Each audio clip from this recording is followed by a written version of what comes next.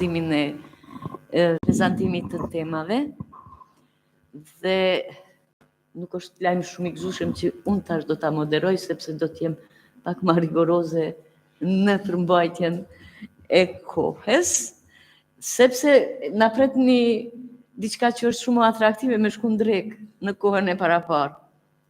Prandaj më lejoni të vazhdoj me prezantimin e radhës. Kjo është profesorisha Mimoza Ibrani nga Universiteti i Prishtinës, e cila do ta prezantoj punimin me temen analiza krahasuese e nivelit të fushës elektrike të emetuar nga teknologjitë komunikuese pa tela që operojnë në brezin frekuencor deri në 6 GHz. Profesorish, urdhëroj.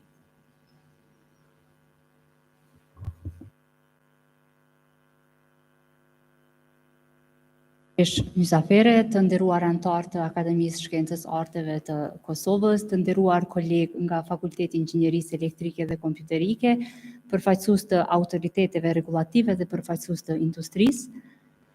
Unë po mundohem me përmbledh prezantimin në kohën e paraparë me agjendë. Do t'i elaboroj çështjet që ndërlidhen me analizën krahasuese të nivelit të fushës elektrike që emetohet nga teknologjitë e ndryshme komunikuese të cilat operojnë në brezin frekuencor deri në 6 GHz. U tha edhe më herët që rritja eksponenciale e shfrytëzuesve të shërbimeve që ofrojnë rrjetet dhe sistemet pa tela po përcjellet me avancimin e trendeve teknologjike. Në vitin 2020, sipas statistikave ndërkombëtare, në internet kanë qenë të kyqura rreth 50 bilion pajisje të mençura, secila prej pajisjeve me shërbime të veçanta dhe me kërkesë për më shumë aplikacione, më shumë brez frekuencor dhe më shumë kapacitet komunikues. Dhe njëri ndër shqyrtimet kryesore në procesin multiparametrik të planifikimit, optimizimit dhe shtrirjes së rrjeteve dhe sistemeve komunikuese pa tela, u dakordua më herët që në mjedise dhe sisteme të ndryshme është edhe elementi i ekspozimit përkatësisht niveli fushës elektrike që emitohet nga pajisjet fundore, nga antenat e stacionit bazë, po edhe elemente tjera të arkitekturës së rrjeteve dhe sistemeve të tilla. Po ashtu, vlerësimi i nivelit të sinjalit që emetohet nga teknologjitë e ndryshme komunikuese është i rëndësishëm edhe për analizën e brezit të lirë, po ashtu për planifikim të mbulueshmërisë, për shfrytëzuesit primar dhe sekondar tek rrjetet kognitive, si dhe për trajtimin e aspekteve që lidhen me ekzistencën, koekzistencën dhe bashkëekzistencën të rrjetet heterogjene pa tela. Edhe pse në brezin e shqyrtuar, që unë e kam trajtuar deri në 6 GHz, operojnë shumë teknologji, për nga shkalla e penetrimit dhe përdorimit, me interes të veçantë janë sistemet radiodifuzive, TV dhe radio transmetuesit, sistemet celulare pa tela, na i kemi trajtuar gjeneratën 2G, 3G dhe 4G, si dhe rrjetet lokale pa tela të standardeve të ndryshme. Rezultatet të cilat do t'i prezantoj sot para jush janë të bazuara në vlerësim eksperimental, përkatësisht në matje, të cilat janë realizuar në terren dhe gjithsej për teknologji të ndryshme kemi mbledhur më shumë se 3 milion mostra të nivelit të fushës elektrike të emetuar nga teknologjitë e ndryshme komunikuese pa tela. Këto mostra janë marrë me aparatur të sofistikuar pronë e Universitetit të Prishtinës, siç janë dozimetrat, që janë po ashtu selektiv në brezet të caktuara frekuencore, po ashtu edhe analizatori i spektrit në pajisje me performancë të dëshmuar. Fillimisht në këtë ekspoze do t'i prezantoj rezultatet e vlerësimit eksperimental selektiv në frekuencë që ndërlidhet me ekspozimin personal në fushën elektromagnetike të brezit 90 deri në 6 GHz, për të vazhduar tutje me analizën krahasuese të nivelit të fushës elektrike të emetuar nga stacionet bazë të gjeneratës 2, 3 dhe 4G. Po ashtu, do të elaborohet edhe vlerësimi eksperimental i nivelit të fushës elektrike të emetuar nga TV transmetuesit në brezin UHF dhe pastaj do të vazhdojmë edhe me vlerësimin e nivelit të fushës elektrike të emetuar nga rrjetet Wi-Fi. Krahas prezantimit të analizës krahasuese, rezultatet që ne i kemi marrë nga matjet në terren dhe janë procesuar pastaj me software të sofistikuar, do t'i krahasojmë me normatimin rregullativ ndërkombëtar, po ashtu dhe me hulumtimet e ngjashme të cilat janë të publikuara në revista dhe konferenca prestigjioze. Në fund, janë identifikuar mangësitë dhe kufizimet e hulumtimeve të prezantuara, si dhe janë dhënë trendet dhe mundësitë e avancimit dhe zhvillimit të hulumtimeve të reja në këtë fushë, duke shpresuar se kolegët do të bashkangjiten me prurje dhe kontribute të reja në këtë fushë. Sa i përket të parës, vlerësimit eksperimental selektiv në frekuencë, në fushën elektromagnetike të brezit 88 deri 5850 MHz, matjet janë realizuar me instrumentacionin matës MSPI 140, i cili matë sinjal në 14 breze frekuencore. Rezultatet të cilat do t'i shihni në figurat në VM janë të bazuara në procesimin softverik të gati 2 milion mostrave të matura të nivelit të fushës elektrike. Si që tha edhe profesori Enver, jo të gjitha këto teknologji që po i shihni në tabel operojnë në Kosovë dhe jo të gjitha operojnë në brezet e caktuara, por megjithatë kjo e vështirëson identifikimin se cila teknologji shkakton nivelin e caktuar të rrezatimit elektromagnetik, që ishte edhe njëra prej pyetjeve të profesoreshës nga Italia, por nuk ndikon në evidentimin e nivelit të fushës elektrike në brezin e përcaktuar frekuencor. Të gjitha këto rezultate pastaj janë përpunuar duke aplikuar metodën ROS në mostrat e matura, sepse ky instrumentacion matës, edhe pse është portativ dhe ka shumë përparësi, e ka një mangësi të theksuar. Ajo është që ka një prag të caktuar të detektimit të sinjalit për teknologji të ndryshme dhe shumica e mostrave që i marrim në teren dalin nën atë prag të detektimit. Andaj na duhet të mendojmë algoritme, sisteme, softvere që na mundsojnë neve me i parapa mesatarët, me i parapa ose me i parashiku mostrat mbi pragun e detektimit për të dhënë një nivel real të ekspozimit në fushë elektromagnetike. Këto që po i shihni janë rezultatet. Pra është mesatarja e fushës elektromagnetike, përkatësisht fushës elektrike edhe në volt për metër, për teknologji dhe mikroambiente të ndryshme. Matjet janë realizuar në ambiente ku njerëzit e kalojnë kohën si shtëpi, vende të punës, kafeteri, mjet transporti, zyre e kështu me radhë. Siç e shihni atje dominon teknologjia GSM, edhe downlinku edhe uplinku, në ato ambiente ne ku i kemi realizu matjet, si dhe po ashtu dominojnë edhe rrjetet Wi-Fi, si Wi-Fi 2G, ashtu edhe Wi-Fi 5G.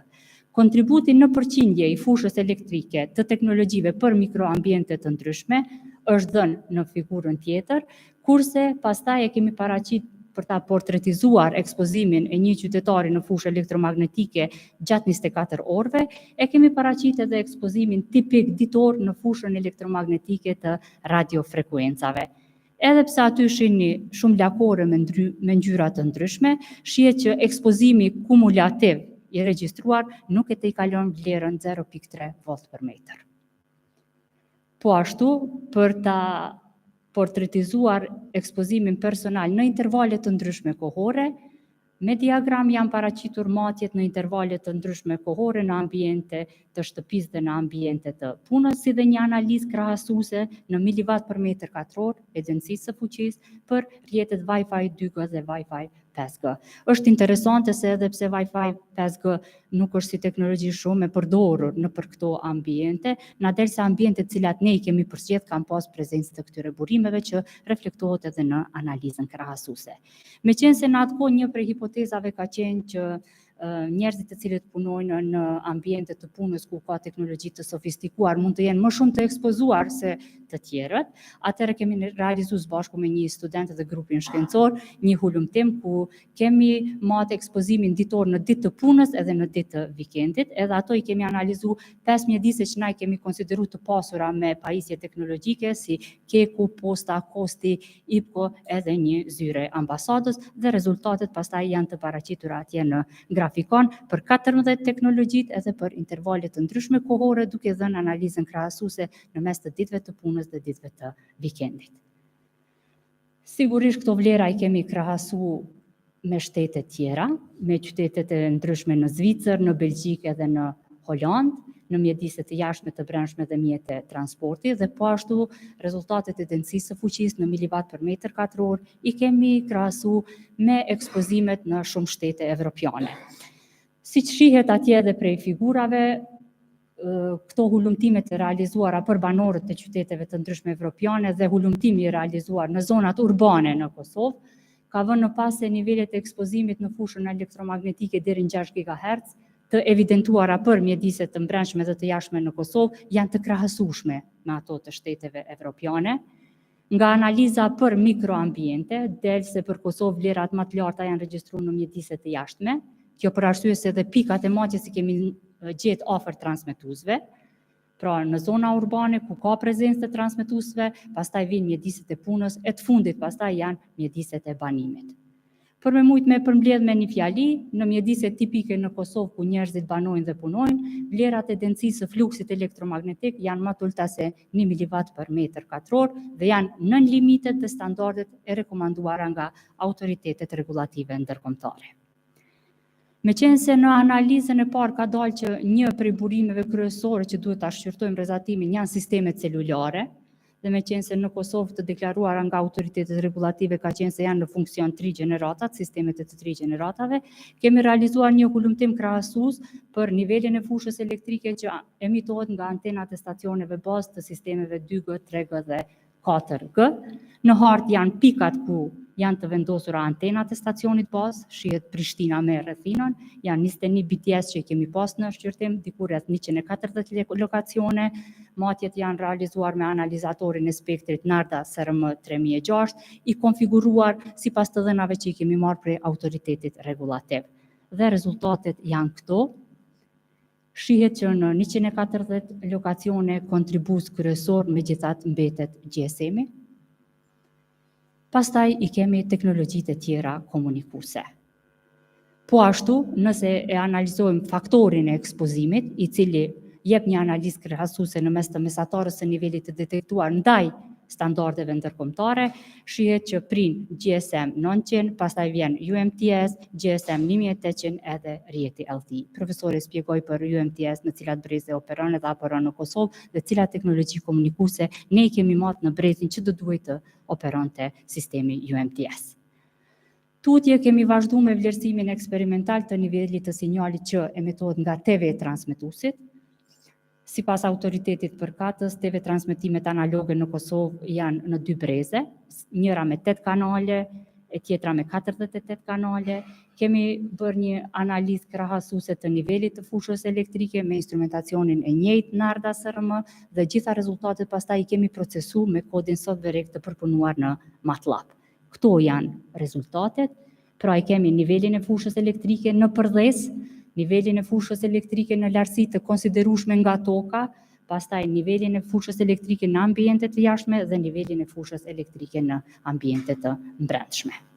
Rezultatet tona i kemi krahasuar në atë kohë me 2 studimet kryesore të asaj fushë, një për nivelin e fushës në Selanik dhe tjetra për Shkup, dhe shohim që i kemi rezultatet e krahasueshme me ato të publikuara nga këto 2 shtete, edhe pse në disa prej tyre është realizuar kalimi nga TV transmetimet analoge në digjitale. Vlen të theksohet se intensiteti më i lartë i fushës elektrike është regjistruar në vlerën për afërsisht 103 dB mikrovolt për metër. Në pikën më të lartë është ndërtesa e Keskos, e cila identifikon një transmetues i cili gjendet në Prishtinë me fuqi 15 kW në lartësi prej 41 metrave e i cili operon ose transmeton në frekuencën 551 MHz. Për neve sfiduese ka qenë edhe përcaktimi i fushës elektrike që emetohet nga rrjetet lokale pa tela Wi-Fi. Për këtë arsye kemi ndërtuar një setup eksperimental në objektin e Fakultetit të Inxhinierisë Elektrike dhe Kompjuterike dhe aty kemi analizuar tash disa skenare të eksperimentimit me 1 shfrytëzues, 3 shfrytëzues, 6 shfrytëzues dhe me parametra të ndryshëm të operimit të rrjeteve Wi-Fi. Meqense sinjali Wi-Fi është gjysmë stohastik, është pak e vështirë që të bëhet parashikimi në domenin frekuencor ashtu siç e kemi bërë ne, duhet të mirëm parasysh edhe parametrat kohor dhe këto janë rezultatet për pozicione LOS, NLOS, për distanca të ndryshme nga nyja e qasjes dhe në raport me numrin e shfrytëzuesve kur kemi në përdorim 1 shfrytëzues, 2 shfrytëzues, 3 shfrytëzues dhe 6 shfrytëzues. Po shihet siç është pritur që niveli i fushës elektrike përkatësisht niveli i ekspozimit rritet me rritjen e numrit të shfrytëzuesve. Po ashtu, këtu janë dhënë analiza krahasuese me rastin e ngarkimit të një videoje, me rastin e ngarkimit të një fajli, pra niveli i ekspozimit në rrjetet Wi-Fi varet edhe për çfarë lloji të trafikut bëhet fjalë, lidh këtu edhe me parametra të tjerë të optimizimit dhe operimit të rrjeteve komunikuese pa tela. Dhe si përfundim, në këtë ekspoze kemi paraqitur analizën krahasuese të nivelit të fushës elektrike që emitohet nga teknologjitë e ndryshme që operojnë deri në 6 GHz. Ky ekspoze ose kjo analizë ka 2 kufizime. E para pse jemi ndalë te 6 GHz është se gjitha teknologjitë aktuale komunikuese prezente në Kosovë operojnë deri në këtë brez. Dhe e dyta, instrumentacioni matës që ne kemi pas në dispozicion për një gjeneru rezultatet kredibile të cilat pastaj janë publiku, e ka pas si nivel brezin 80 MHz deri në 6 GHz. Analiza krahasuese e rezultateve tregon se nivelet më të larta të fushës elektrike në ambiente të ndryshme në Kosovë janë regjistruar nga teknologjitë GSM dhe në 9 MHz, ndaj linjës, si dhe rrjetet lokale të mirë për të gjitha teknologjitë që ne kemi pas në shërbim, nuk është të kalim mesatare e ekspozimit për teknologjinë. Shumica e vlerave kanë qenë në kratë në rrjetimit të instrumentit, por nga 3 milion mostra të makra sigurisht që ka pasur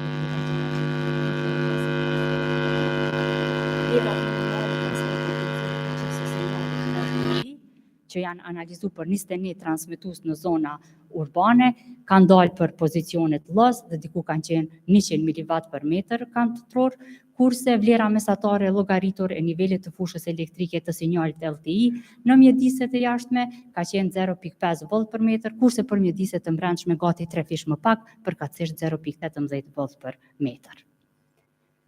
Për shkak të fuqisë transmetuese, u tha më herët, janë vlerësuar edhe nivelet e fushës elektrike të emituara nga TV transmetuesit, edhe aty shihet që edhe pse kemi pas vlera diku më të larta, diku më të ulta, rangu i rezultateve sillet diku 70 deri në 80 dB mikrovolt per metër tek ambientet e mbyllura, kurse në mjediset të brendshme ky bie pak dhe sillet 70 deri në 75 dB mikrovolt per metër. Është e rëndësishme të gjitha këto rezultate që janë krahasu edhe me rezultatet e shteteve të tjera, sepse kemi përdorur mbas edhe metodologji të ndryshme, i kemi validuar një herë, dhe e dyta, të gjitha kanë dalë në limitet e standardeve të rregullatorit ndërkombëtar. Vlen të theksohet se rregullativa në Kosovë është e mangët sa i përket trajtimit të këtyre çështjeve.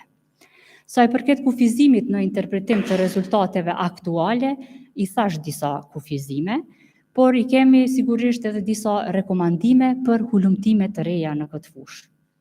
Rezultatet të cilat unë i prezentova janë të përmbledhura prej matjeve të cilat janë realizuar deri në vitin 2018. Gjendja sot në terren mund të ketë ndryshuar edhe në Kosovë, andaj rekomandojmë që të bëhen matje të reja me metodologji të validuara.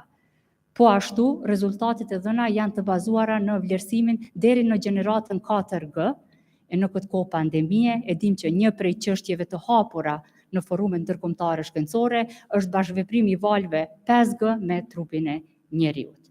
Dhe po ashtu, bazuar në rezultatet e derivuara nga numër milion shimatjeve, mundemi ne me përpilu një algoritëm, ajo që kolegu e prezentoi më herët si surrogate studies, një algoritëm parashikues që mos me pas nevojë tash secili shtet dhe secili qytet me i realizu matjet e njëjta në terrene që mund të jenë të njëjta dhe me burime lehtë të identifikueshme, por të përdoren rezultatet e matjeve të tilla për ta bërë një kod softverik i cili do ta parashikonte ekspozimin nëpër skenare dhe situata të ndryshme. Në fund, falenderoj Akademinë e Shkencave dhe Arteve të Kosovës, Universitetin e Prishtinës për bashkëpunim në publikime, profesorët e mi dhe kolegët e departamentit si dhe studentët, për bashkëpunim në realizimin e projektit shkencor, akademikën Mysafere Limani dhe koleget, si dhe recenzentët që shqyrtuan të shkrimet e botimeve dhe me sugjerimet e tyre na ndihmuan që ti përmirësojmë tutje kontributet tona shkencore. Vlen të theksohet se gjitha këto rezultate që i prezentova sot nuk janë prezentuar këtu për herë të parë, është një përmbledhje e publikimeve që i kemi pasur në këtë fushë. Faleminderit, u mundova me respektu kohën. Faleminderit profesoreshme. Tash për audiencës pyetje. Kush ishte i pari? Francesco.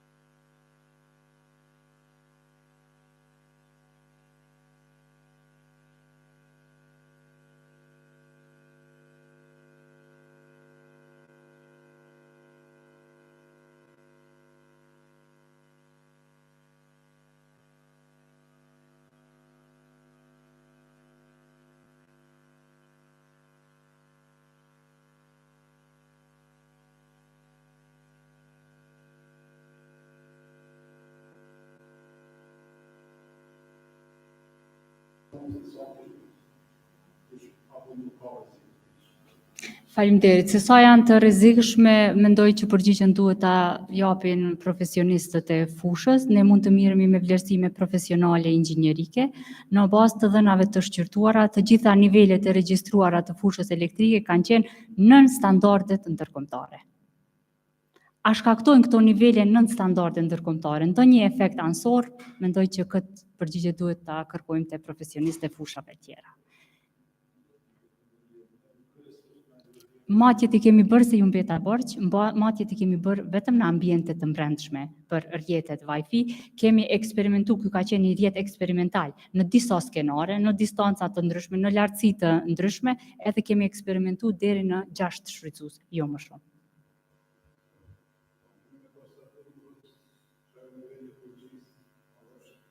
Është nën limitet ndërkombëtare. Po.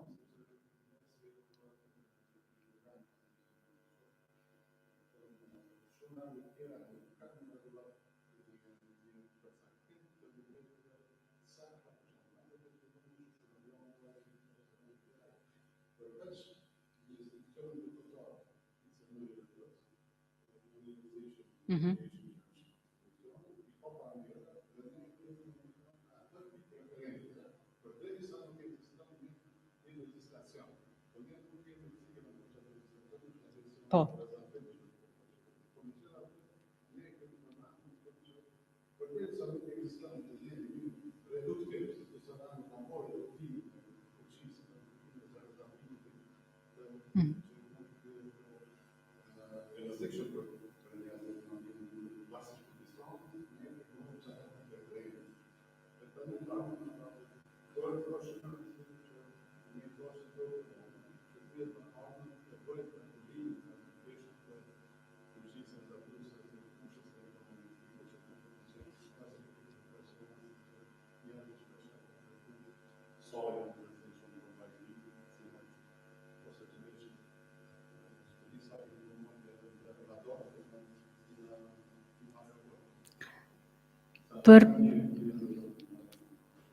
Për matje të radarëve në aeroport e kemi pas një punim diplome, por nuk është që mund sot t'ju jap përgjigje të sakta. Kurse sa I përket rrjetit Wi-Fi, jemi në dieni si komunitet shkencor që shumë vende të zhvilluara kanë vendosur limite për ta mbrojtur popullatën edhe nën standardet e ICNIRP-s. Siç e thatë edhe ju, Kosova nuk e ka marrë një iniciativë të tillë, andaj ne gjithmonë I krahasojmë rezultatet tona me ato të normave ndërkombëtare.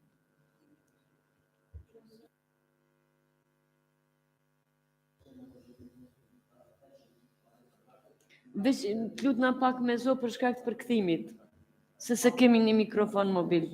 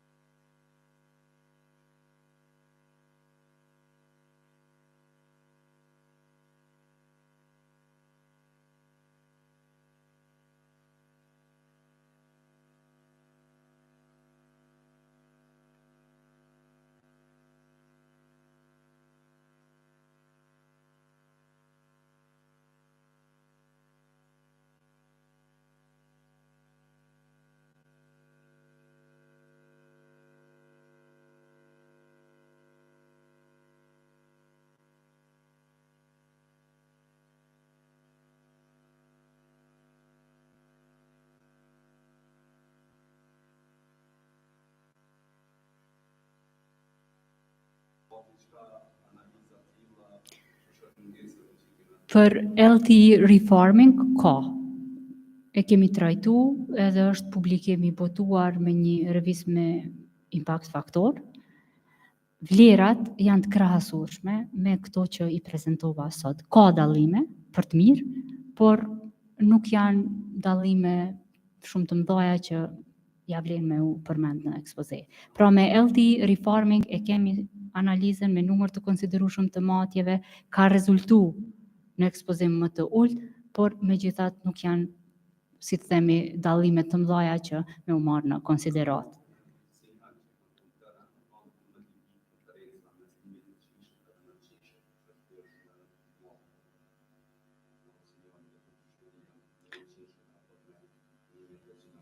Kurse sa i përket 5G-s edhe operimit të rrjetit 5G në brezet më të ulta, unë kom pas para disa kohë një debat me një koleg nga një institucion tjetër i arsimit të lartë që pretendoi që ka të shtrim rrjetin 5G në kampus, mbase këtu edhe Arkepi mundet me na ndihmu në cilin brez e kanë licencu këtë si shërbim edhe me cilat parametra teknik.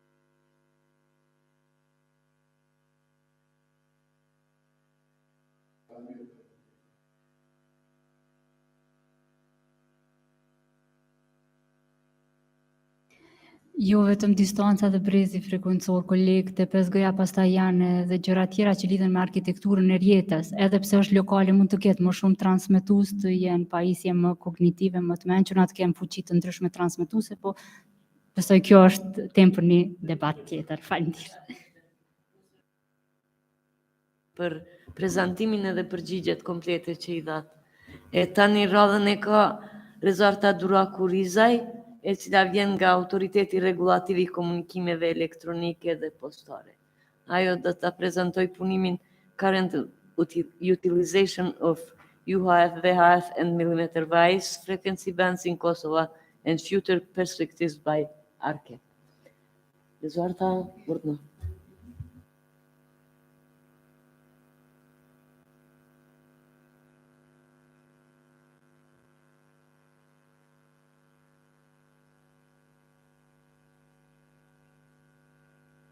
Shumë asë është të shumë, okay. Unë do të prezentoj sot ripërdorimin e spektrit frekuencor nga perspektiva regulative. Përmbajtja e prezantimit përfshin faktikisht legjislacionin vendor dhe dokumentet ndërkombëtare në fushën e radiokomunikimit, ripërdorimin e spektrit në aspektin e kornizës ligjore të BE-s, qasje dhe teknologjitë ndryshme të ripërdorimit të frekuencave në aspektin regulativ, shfrytëzimi i frekuencave në Kosovë në brezet VHF, UHF dhe brezet milimetrike, ripërdorimi i frekuencave në Republikën e Kosovës dhe planet për të ardhmen. Arkepi implementon ligjin numër 4, Thyper L 109, që është ligji i komunikimeve elektronike dhe postare, dhe në bazë të këtij ligji përgjegjësitë e Arkep në fushën e radiomonitorimit janë zhvillimi i politikës së menaxhimit të spektrit dhe planifikimi shpërndarja e spektrit, caktimi autorizimi i frekuencave, përcaktimi i standardeve për miratimin e tipit pajisjeve, monitorimi i spektrit frekuencor, bashkëpunimi me institucione ndërkombëtare, ndërlidhja me palët dhe mbështetja administrative ligjore. Në harmoni me legjislacionin primar, që është ligji i komunikimeve elektronike, janë miratuar një sër rregulloresh apo legjislacion sekondar që lidhen me fushën e radiomonitorimit. Këto janë rregullorja numër 22 për dhënien dhe shfrytëzimin e radiofrekuencave.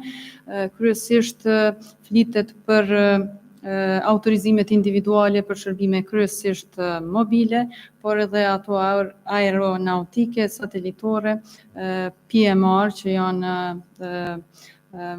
Professional Mobile Radio, radio mobile profesionale.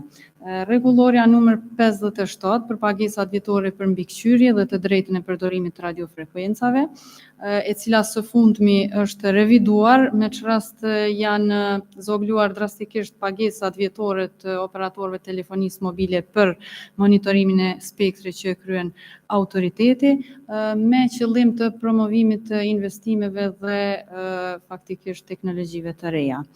Është rregullorja numër 40 që rregullon përdorimin e brezave të pa autorizuar, license exempt, që quhet domethënë në gjuhën rregullatore, edhe kushtet e përcaktuara teknike për përdorimin e radiopajisjeve në këto breza. Kemi edhe 2 rregullore tjera pak më specifike. Të gjitha këto janë përpiluar në harmoni të plotë me dokumentacionin ndërkombëtar me rëndësi në fushën e radiokomunikimit, që janë radiorregulloret e ITU-s, pastaj vendimet, rekomandimet edhe raportet e Këshillit të komunikimeve elektronike, rekomandimet e ETS-it, të grupit të politikave të radiospektrit, që është grup këshillues i nivelit lartë që asiston Komisionin Evropian definimin e politikave e tjerë. Ripërdorimi i spektrit në aspektin e kornizës ligjore në BE, që rregullohet me kodin e komunikimeve, kodin evropian të komunikimeve elektronike.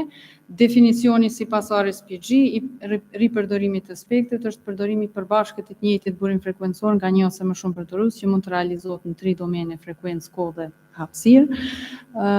Ripërdorimi mund të bëhet për disa shërbime apo për të njëjtin shërbim në nivele me prioritete të ndryshme, tiers of users. Faktikisht ripërdorimi i spektrit ndihmon në arritjen e objektivave kryesore të ligjit evropian për komunikime elektronike, që janë promovimi i konkurrencës, tregut të brendshëm, interesat e përdoruesve dhe konektiviteti mes tyre. Për këtë arsye, kodi kërkon prej shteteve anëtare që të promovojnë edhe përcaktojnë, i detyron faktikisht shtetet anëtare të promovojnë, përcaktojnë kushtet e ripërdorimit të spektrit në harmoni me ligjin e konkurrencës, për mundësimin e bashkëekzistencës së shërbimeve dhe teknologjive të ndryshme në të njëjtin brez. Në përgjithësi, sipas kodit komunikimeve elektronike, i kemi 2 grupe të mëdha të autorizimeve që lëshohen nga rregullatorët, autorizimet e përgjithshme edhe ato individuale. Tek autorizimi i përgjithshëm kemi regjim të definuar paraprakisht të kushteve të përdorimit, numër të pakufizuar përdoruesish, edhe nuk parashihet planifikim dhe koordinimi i frekuencave. Ndërkohë që tek autorizimi individual, kushtet mund të jenë më specifike, të përcaktohen në momentin e dhënies së brezit. Kemi numër të kufizuar përdoruesish edhe parashihet planifikim dhe koordinim i frekuencave nga ana e rregullatorit. Në të 2 rastet të shumë e rëndësishme kemi parasysh përdorimin efikas dhe efektiv të brezit, shmangjen e interferencave të dëmshme dhe shëndetin publik.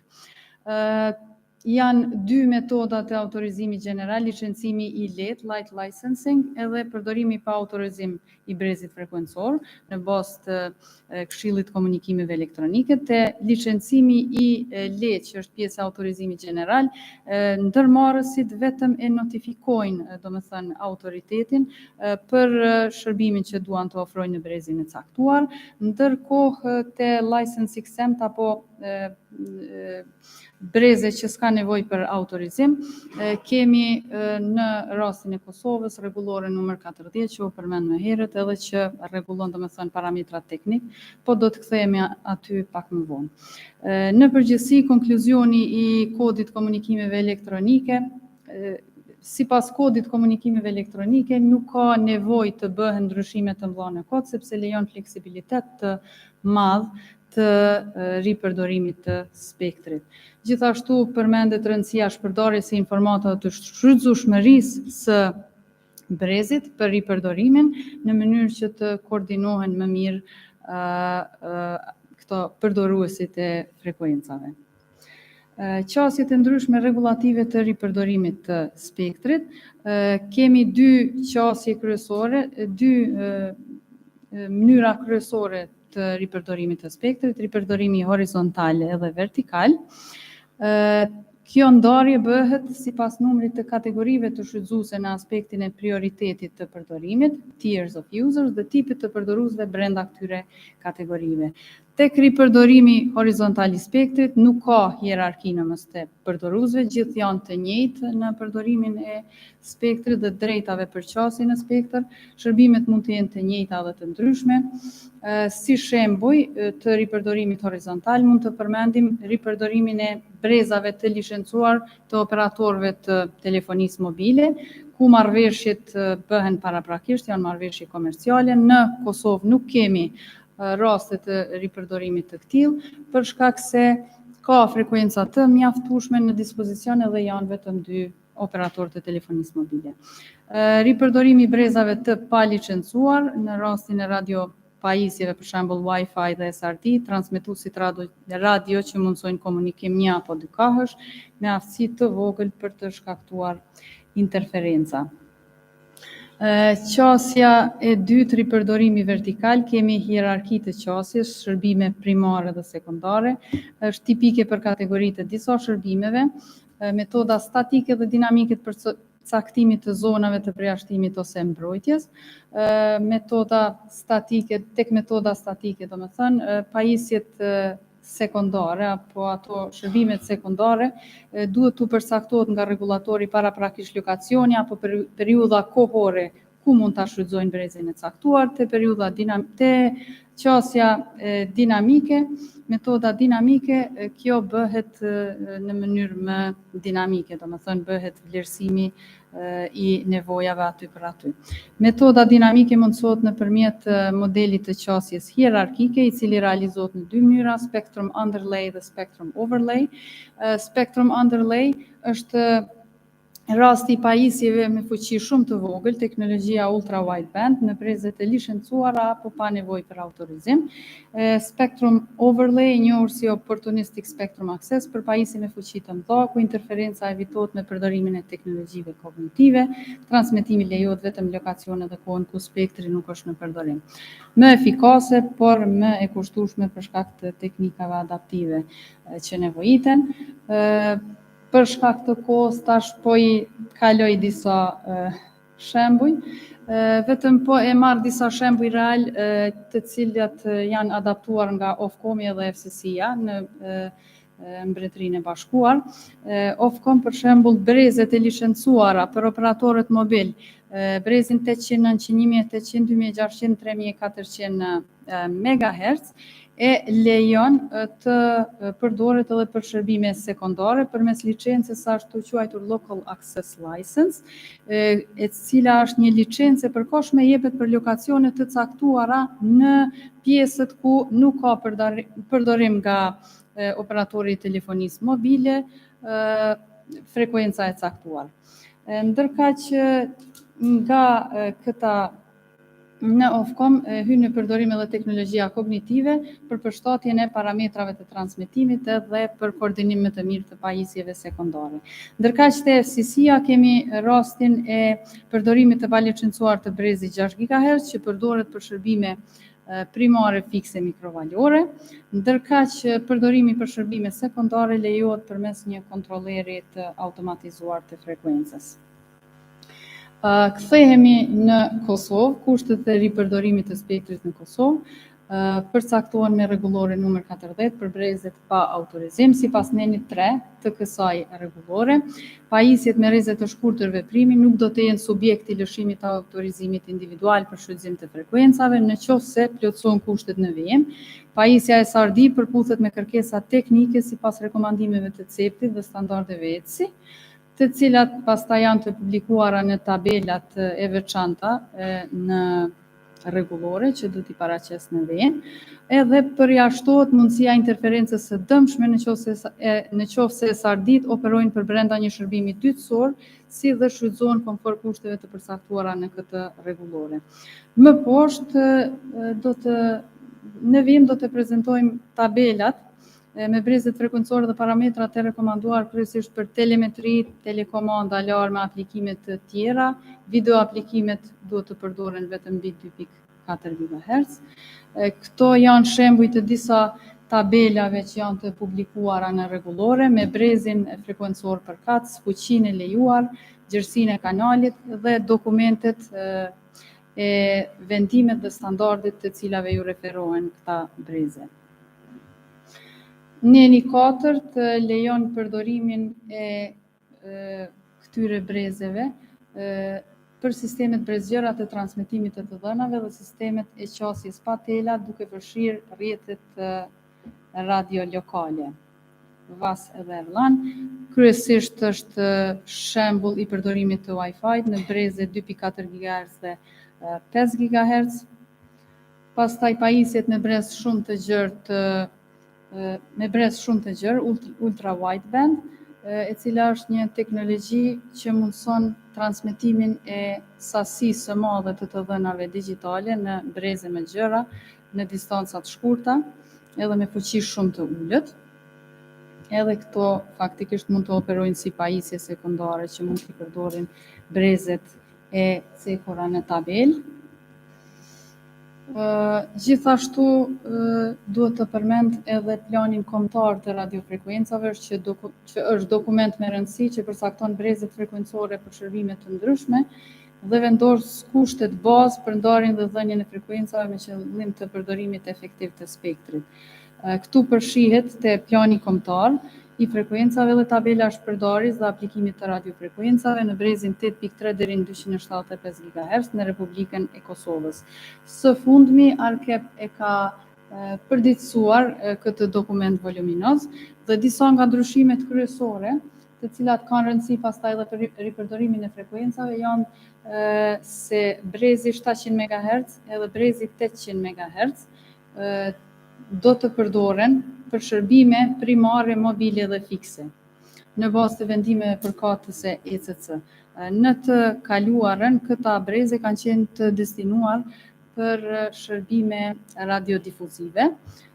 Siç u përmend më herët, brezi 700 MHz është ende i okupuar nga këto shërbime, ndërkaq që brezi 800 MHz me insistimin e ARKEP-it është liruar, edhe tani është në dispozicion për të dhënë për shërbime mobile. Edhe një ndryshim tjetër që është interesant është brezi 6 GHz do të lejohet për përdorim të harmonizuar për sistemet e qasjes me wireless, përfshirë rrjetat e zonës lokale të radios, VAS LAN, ndërkohë që përdoret tani për shërbime të tjera, për shembull për shërbime fikse microwave, me kushtin që përdorimi të jetë me fuqi të ulët, nëse është përdorimi i brendshëm, fuqit maksimale janë të definuara. Kjo kështu duket, plani kombëtar i radiofrekuencave, është e cekur frekuenca dhe shërbimet për të cilat mund të përdoret kjo frekuencë. Pjesa me të gjelbërt është shtuar me direktivat e reja evropiane. Teknologjitë për ripërdorimin e frekuencave. Këtu faktikisht kemi teori që nuk di a kemi durim ta dëgjoni, po ideja është se i kemi teknologjitë e nuhatjes, të cilat janë më tradicionale dhe janë përdorur edhe përpara, përdoren edhe momentalisht në brezet që nuk ka nevojë për autorizim, si për shembull SRD edhe Wi-Fi, janë Listen Before Talk, DFS e tjerë, ndërkaq ajo që është më interesante janë teknologjitë kognitive, të cilat mund të implementohen me dy metoda, geolocation and spectrum sensing. Geolocation është domethënë databazë me informata për kohën dhe lokacionin ku mund të përdorin frekuencat e lira dhe parametrat e fuqisë që të shmangen interferencat. Është interesante të theksohet se tek rregullatorët evropian lejohet përdorimi i pajisjeve të hapësirave të bardha, vetëm në qoftë se ato e detektojnë databazën White Space DB të aprovuar nga rregullatori nacional. Kështu që në të ardhmen, në qoftë se vendoset të kemi shërbime sekondare në brezin TV White Space, duhet faktikisht të vendosen politikat për përcaktimin edhe krijimin e një databaze të këtillë.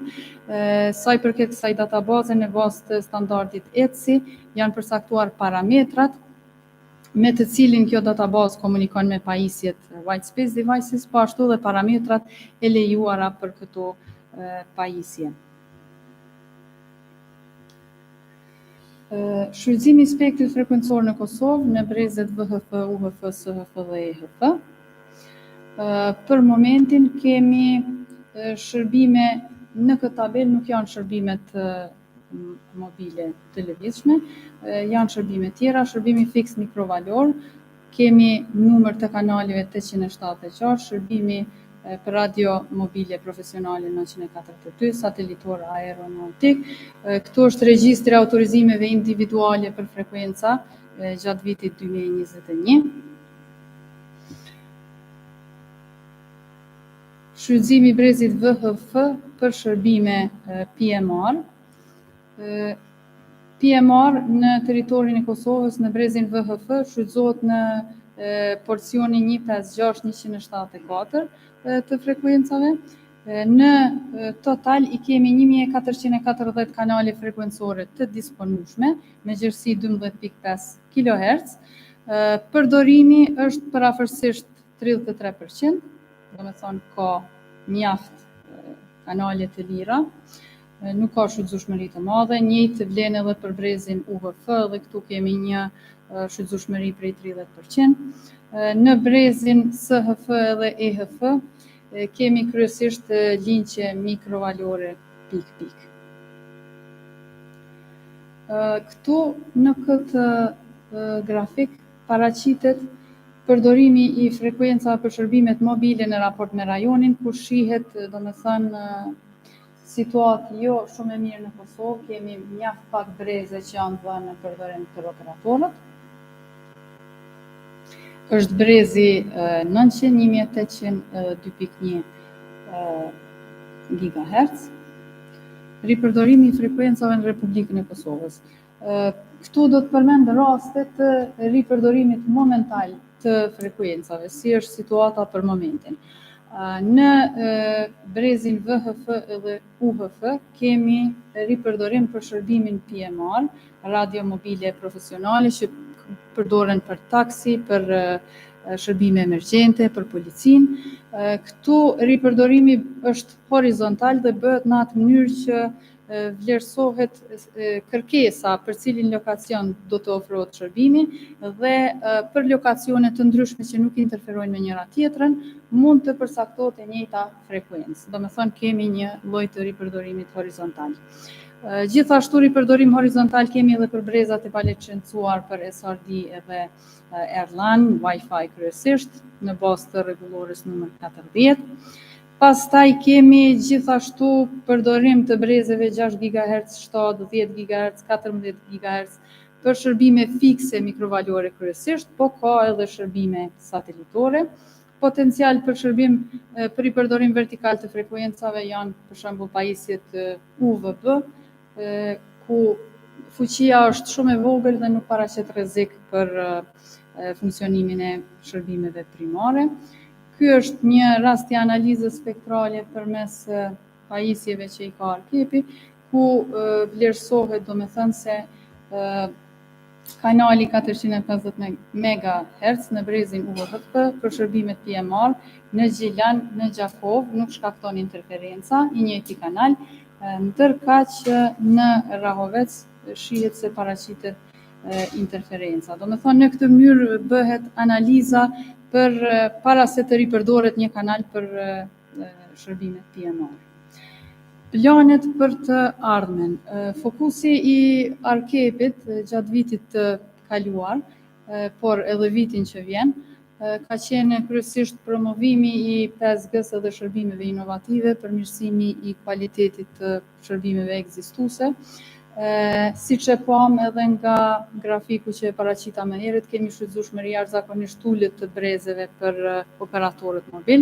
Prandaj i kemi dhënë prioritet dhënies së brezeve për operatorët mobil, 800 MHz me qenë se na është liruar edhe 3.4, 3.8 për operatorët nacional.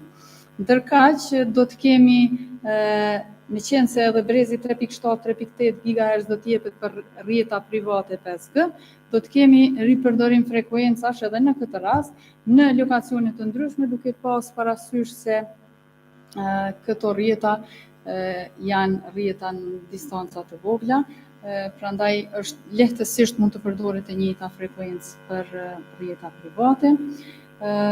Brezi 6 GHz sipas planit të ri kombëtar mund të përdoret për VAS Erlan, ndërkaq që aktualisht ka përdorim për shërbimet fikse mikrovalore.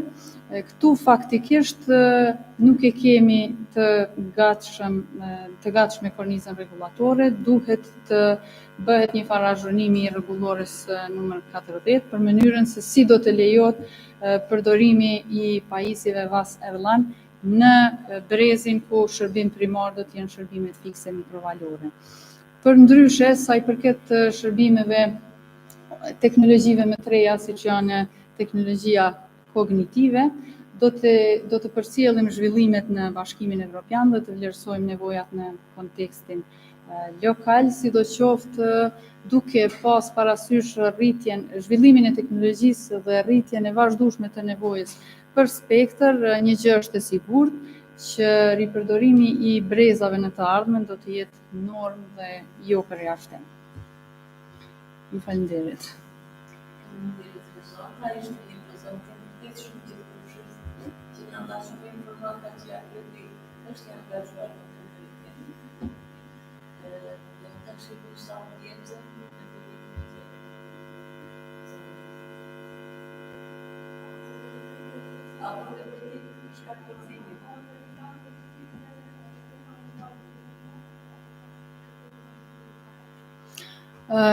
Faktikisht, plani për hapjen e brezeve ndahet në 2 faza. Gjatë gjithë kohës, domethënë, që një vit jemi duke punuar në hartimin e këtij plani. Faza e parë përfshin dhënien e brezeve 800 dhe 3.4, 3.8 për promovimin e 5G-s fillimisht, ndërsa në fazën e dytë do të kemi hapjen e brezeve të tjera, siç është 2.1 GHz, 2.6, por edhe 26 GHz parashihet të hapet në fazën e dytë, që nuk do të jetë larg, domethënë parashihet gjatë fundit vitit 2023, fillimi vitit 2024. Kështu janë planet, ta shohim sepse varet edhe interesimi nga ana e operatorëve si do të jetë.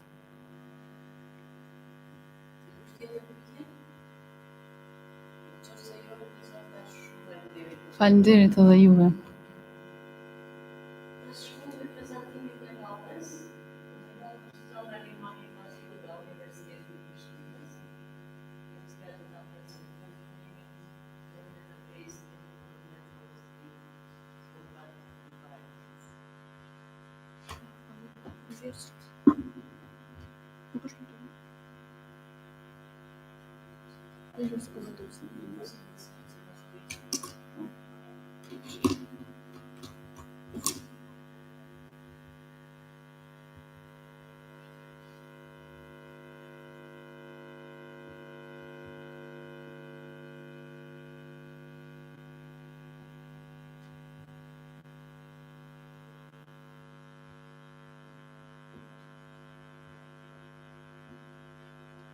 Atëherë nëse s'prish punë, do ta mbaj prezantimin në gjuhën angleze. Okay, so today I will present some research work that we have done on how on applying millimeter wave communications for vehicular networks, with particular focus on urban environments. I will give a brief introduction and motivation behind the study. I will describe what the problem is that we focus on, which is a beam management problem in millimeter wave communications. I will describe the millimeter wave vehicular network that we study, describe the model that we use to model the communication in millimeter waves, then describe the three approaches that we proposed during our research to solve the beam management problem, and finally some conclusions from our work. The idea, or should I say, the motivation behind using millimeter waves for vehicular networks comes from the fact that vehicles are emergent as some of the prime consumers of data, in the sense that they require a lot of data to work today. They require onboard high-definition maps, real-time updates of the maps, and also the traffic, as well as traffic generated by the vehicles and the users inside the vehicles. All of this data requires high data rates, especially if the users within the vehicles also require, for example, video and other entertainment traffic. And whenever we have requirements for high data rates, this implies the necessity for large bandwidth. And as we saw today, large swaths of bandwidth are not available in the frequencies that have been in use so far. So that's why there is a lot of interest in using high frequencies, such as millimeter wave, also for 5G, 6G, and vehicular communications. And the use of millimeter wave frequencies has actually already been included in the standard, in the standardization efforts for 5G and, of course, 6G. Those of us who are involved in this kind of standardization efforts know that there is already a numerology dedicated to millimeter waves for 5G. And however, the millimeter wave comes with a set of own challenges. The main challenge coming from the fact that these frequencies are high frequency, and as such, they experience much harsher propagation conditions than the traditional frequencies, and they are much more susceptible to blockages. However, due to the, let's say, not so recent developments in hardware, especially in hardware involving large antenna systems, it is now possible to communicate in using very narrow communicating beams, which are, of course, obtained by using large antenna arrays. And here I'm thinking of large antenna arrays which involve 32 by 32 antennas or 64 by 64 antenna arrays.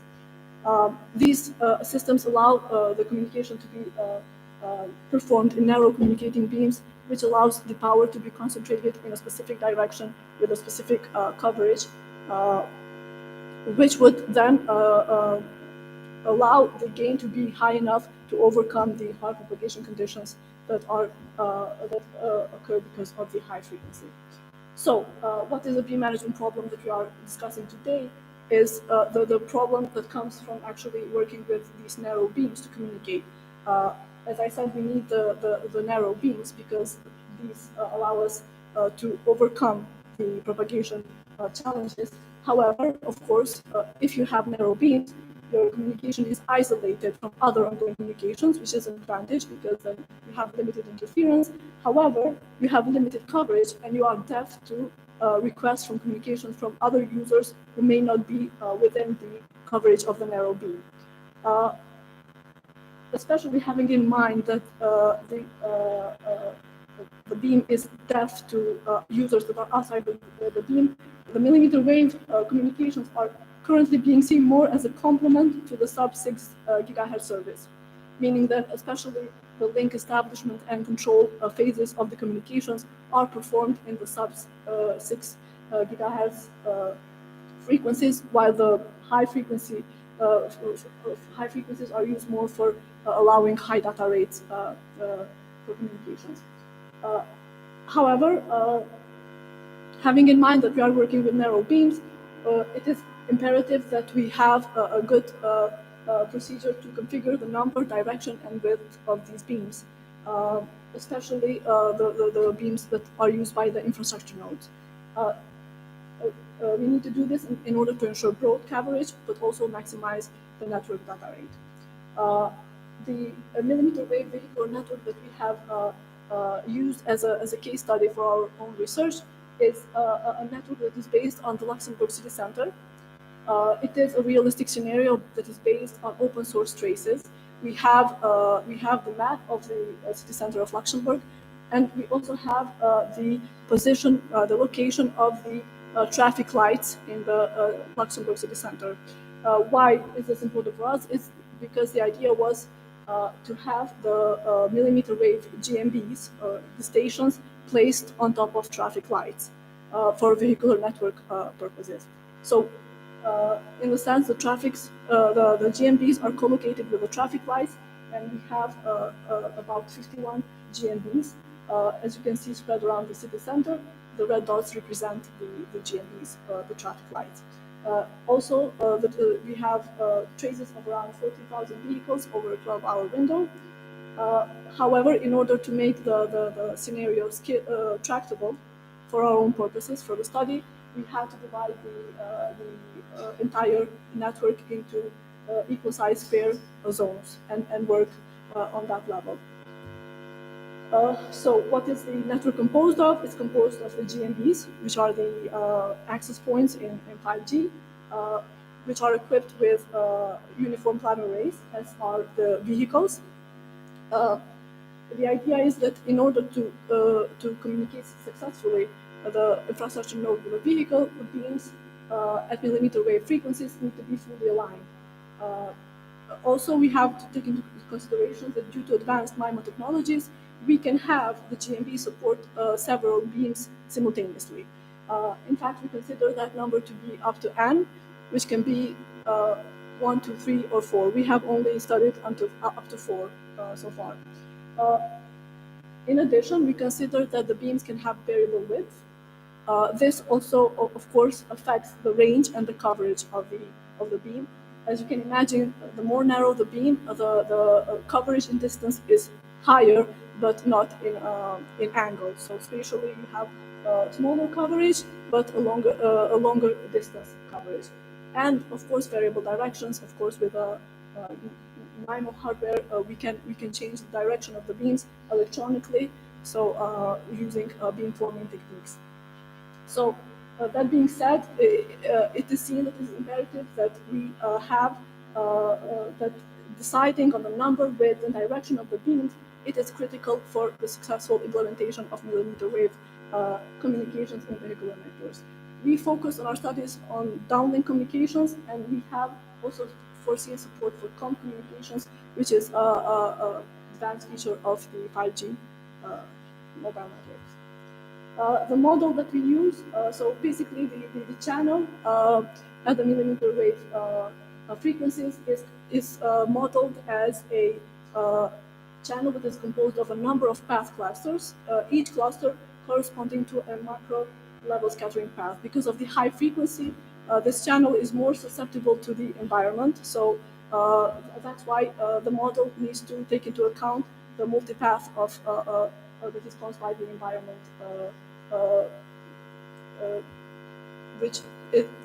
the millimeter waves are more susceptible to blockages. They can even be blocked by human bodies. So that's why the model is a bit more complicated than what you have at the lower frequencies. Furthermore, what we receive at the receiver also depends on the beamforming that is used at the transmitter and the receiver.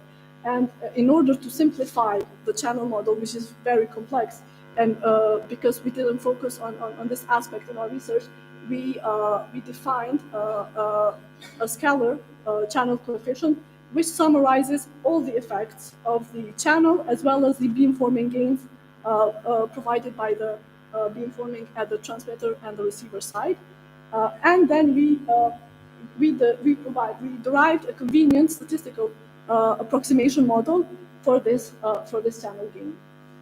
it is important to note that this statistical model that we have provided differentiates between different states of the beams. So we have a separate model for when beams are fully aligned, a separate model for beams when beams are misaligned or partially aligned.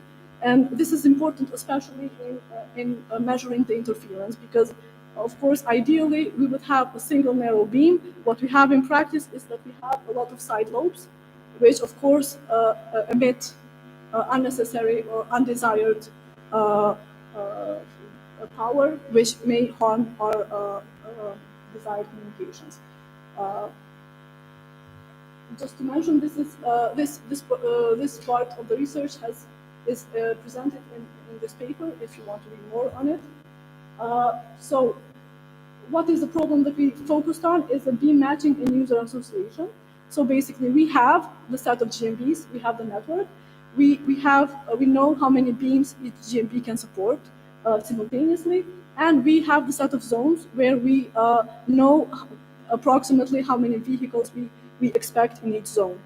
And given this information, we want to decide for each GMB how many beams to use, what is their width, and what is their direction. And finally, which zones we should associate to which GMB beam pair. And we want to do this while optimizing the overall achieved network rate by ensuring that we are within the power budget, of course, because we have a budget on the power, and depending on how many beams you use, if you use 2 beams, you have more power. If you use 4 beams, you have less power for those 4 beams, and so on. So you have to operate under a certain power budget. And then, of course, another goal is to minimize overlapping between activated beams. So we don't want to have a lot of zones that are covered by several beams simultaneously, because that is not efficient, unless you are using comp. Okay, so if you are using comp, then that is desirable. But if you're not using comp, then you don't want that. The first approach we proposed was actually to use traffic signal for beam design, and this is a very, very simple approach. It's simple because you don't use any kind of calculation. You use information that is available offline and readily. We started from the idea that, of course, the state of traffic signals will affect the vehicular mobility. If the traffic signal is red, the car is stopped. So you know that at least for 50 seconds or 60 seconds, the car will be there. So you can use that information, that knowledge, to direct your beam. So the idea was, let's direct the beams towards those sections of the road that are in the red light. Then we compared the performance that we obtained from this approach with more complicated approaches like clustering. We used a hierarchical clustering method and implemented it statically and dynamically. Statically in the sense that we only decided once and we didn't change the beams, and dynamically we changed the beams every second. And also we compared it also to dbScan. I have not included here, but it's in the results, which is another very simple, not very simple, but it's a clustering, a more simple clustering algorithm. What we realized is, of course, the traffic light strategy does not work as good as, let's say, a dynamic clustering method, but it works much better than a static one, and it has a close performance to a dynamic one. So in this sense, this is a very good option if you want to have something very simple in place, which does not require any, let's say, online or live traffic information, especially if you don't have access to such information.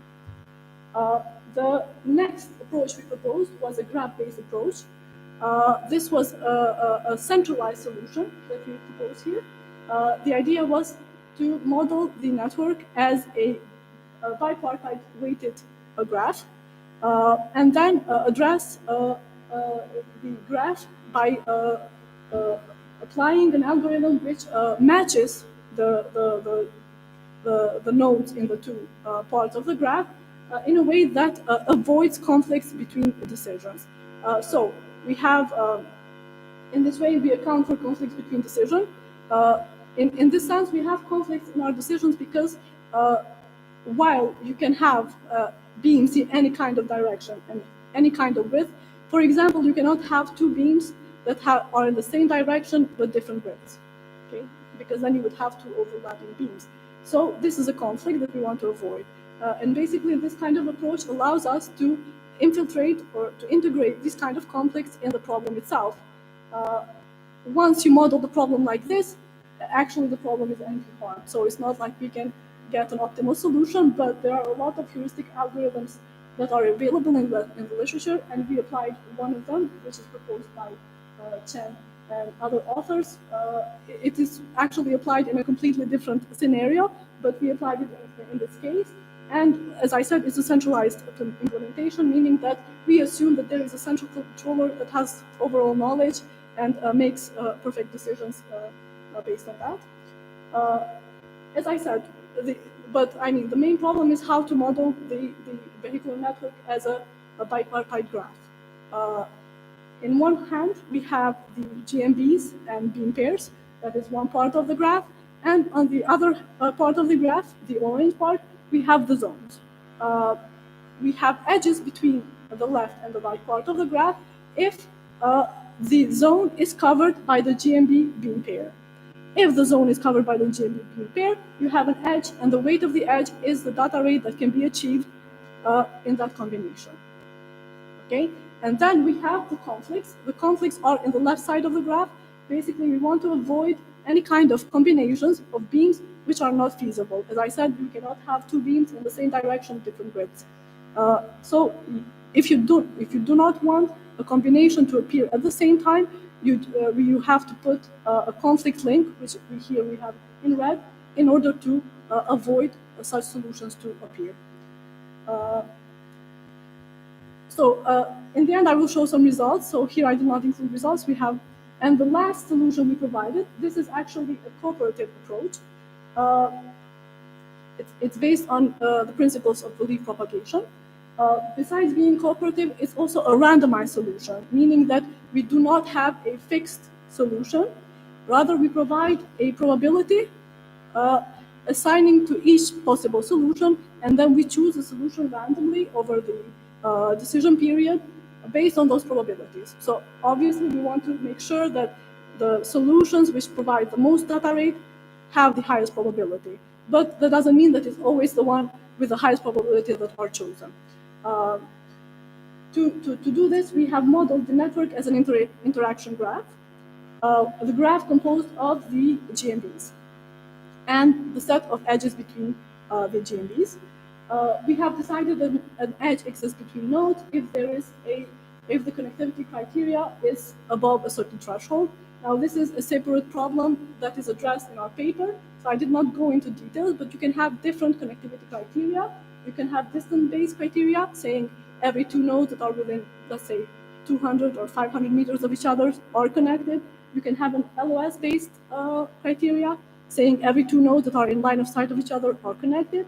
Or you can have a more complicated connectivity criteria, which actually measures how much of the users are shared between two nodes, and so on.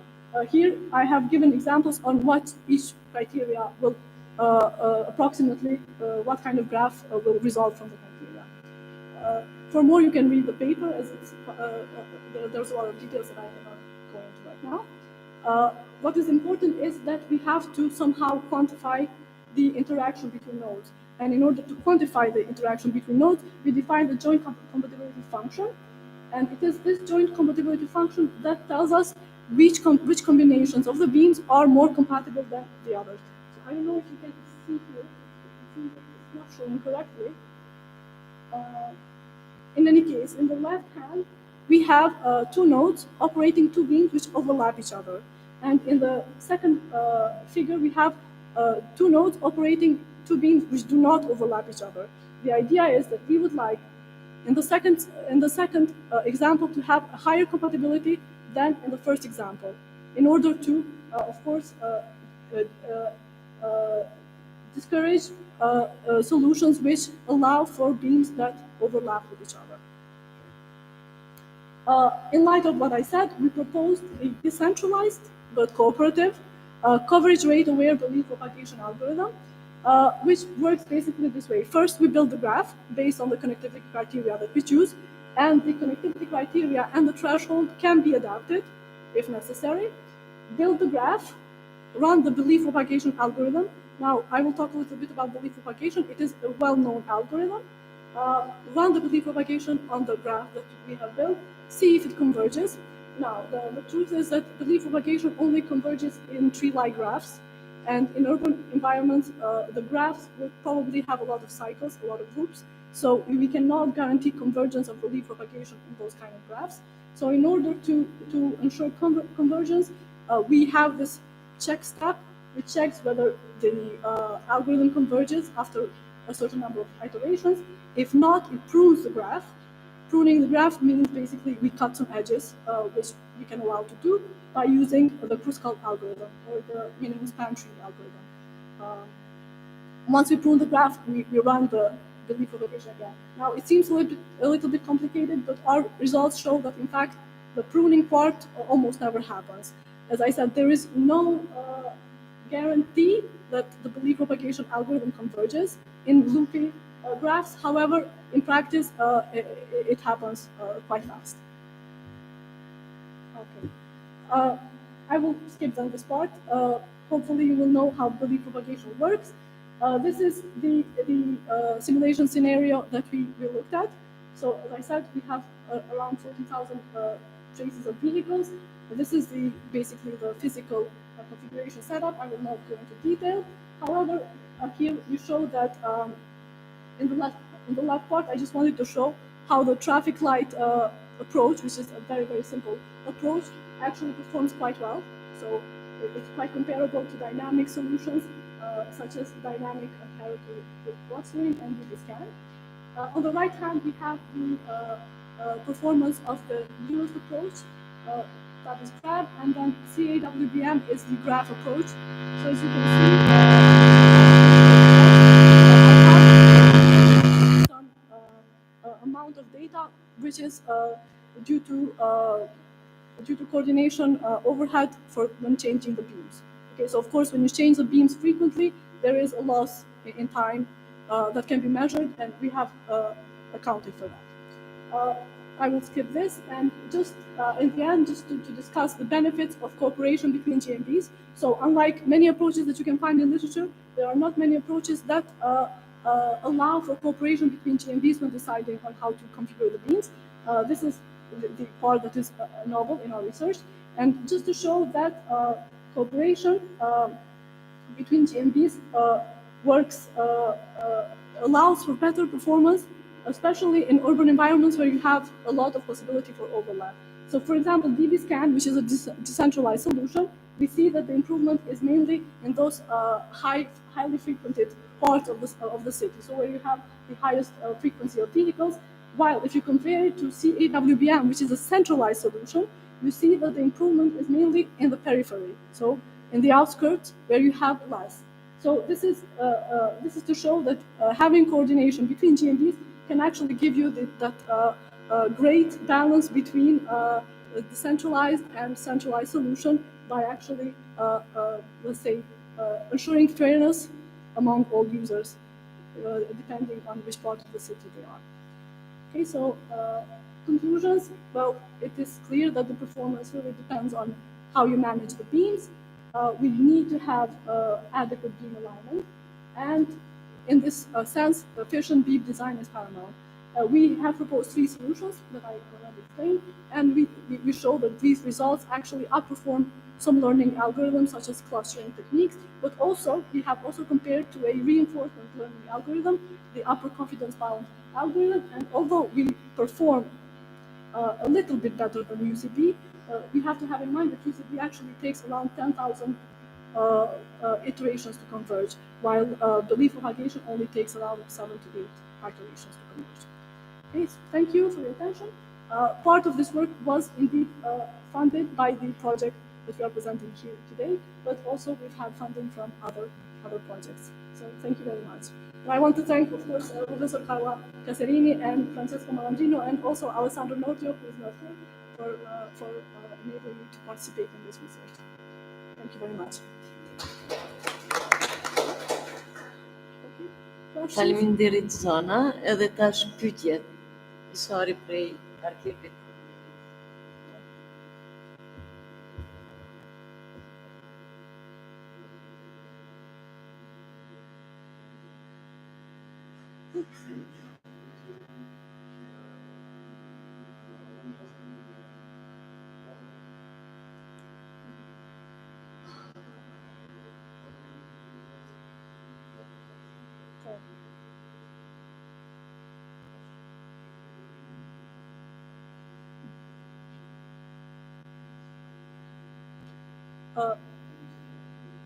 Në fakt, në 3GPP, që është organizata që mirë në standardizimin e 5G-s, e kam propozu përdorimin e 52 GHz-it, është një antenisive, 52 GHz. Po, masandi radaret që veç përdoren për automite, përdoren frekuenca 73 GHz. Francesco, the radars that are in the vehicles, they use 73, right? Do më thonë, një ide ka qenë me ripërdor këtë frekuencë edhe për komunikime, pra 73 GHz, ndërsa edhe frekuenca që e përmendi kolega i, do më thonë 27-28 GHz është që ka të një atë opcioneve. Që ka të në rëndësi është që në këto frekuenca kemi, si me thonë, pjesë të gjana të drejtit që mundin një shudzu. 5G për shembull parashe deri në 400 MHz. Në fakt është kjo aspekt që bën shumë atraktiv përdorimin e valëve milimetrike, sepse ki diapazon të madhe të spektrit në dispozicion në një hershëm. Në thonë në bloqe për 400 MHz, 200 MHz e kështu me radhë.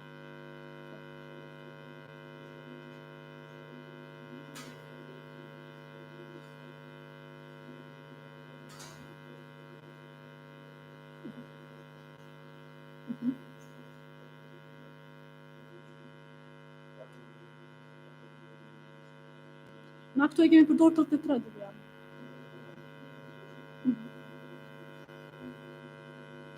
Këtu e me një regulore dikont? Shumë mirë, do më thonë na mund në tash më fokusu atë.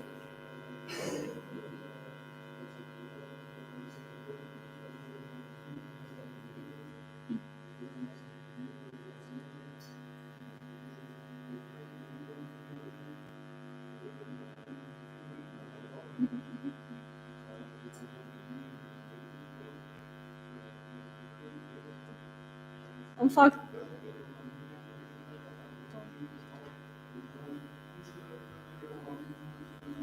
ekziston dallimi midis komunikimeve, midis veturave, edhe midis veturave dhe infrastrukturës. Në këtë rast na jemi fokusuar në këtë dytën, domethënë në komunikimin infrastrukturë vetur, e cila do të realizohej përmes 5G, pra përmes rrjeteve mobile. Dhe frekuencave normal që alokohen aty në rrjeteve. Kam tjerët.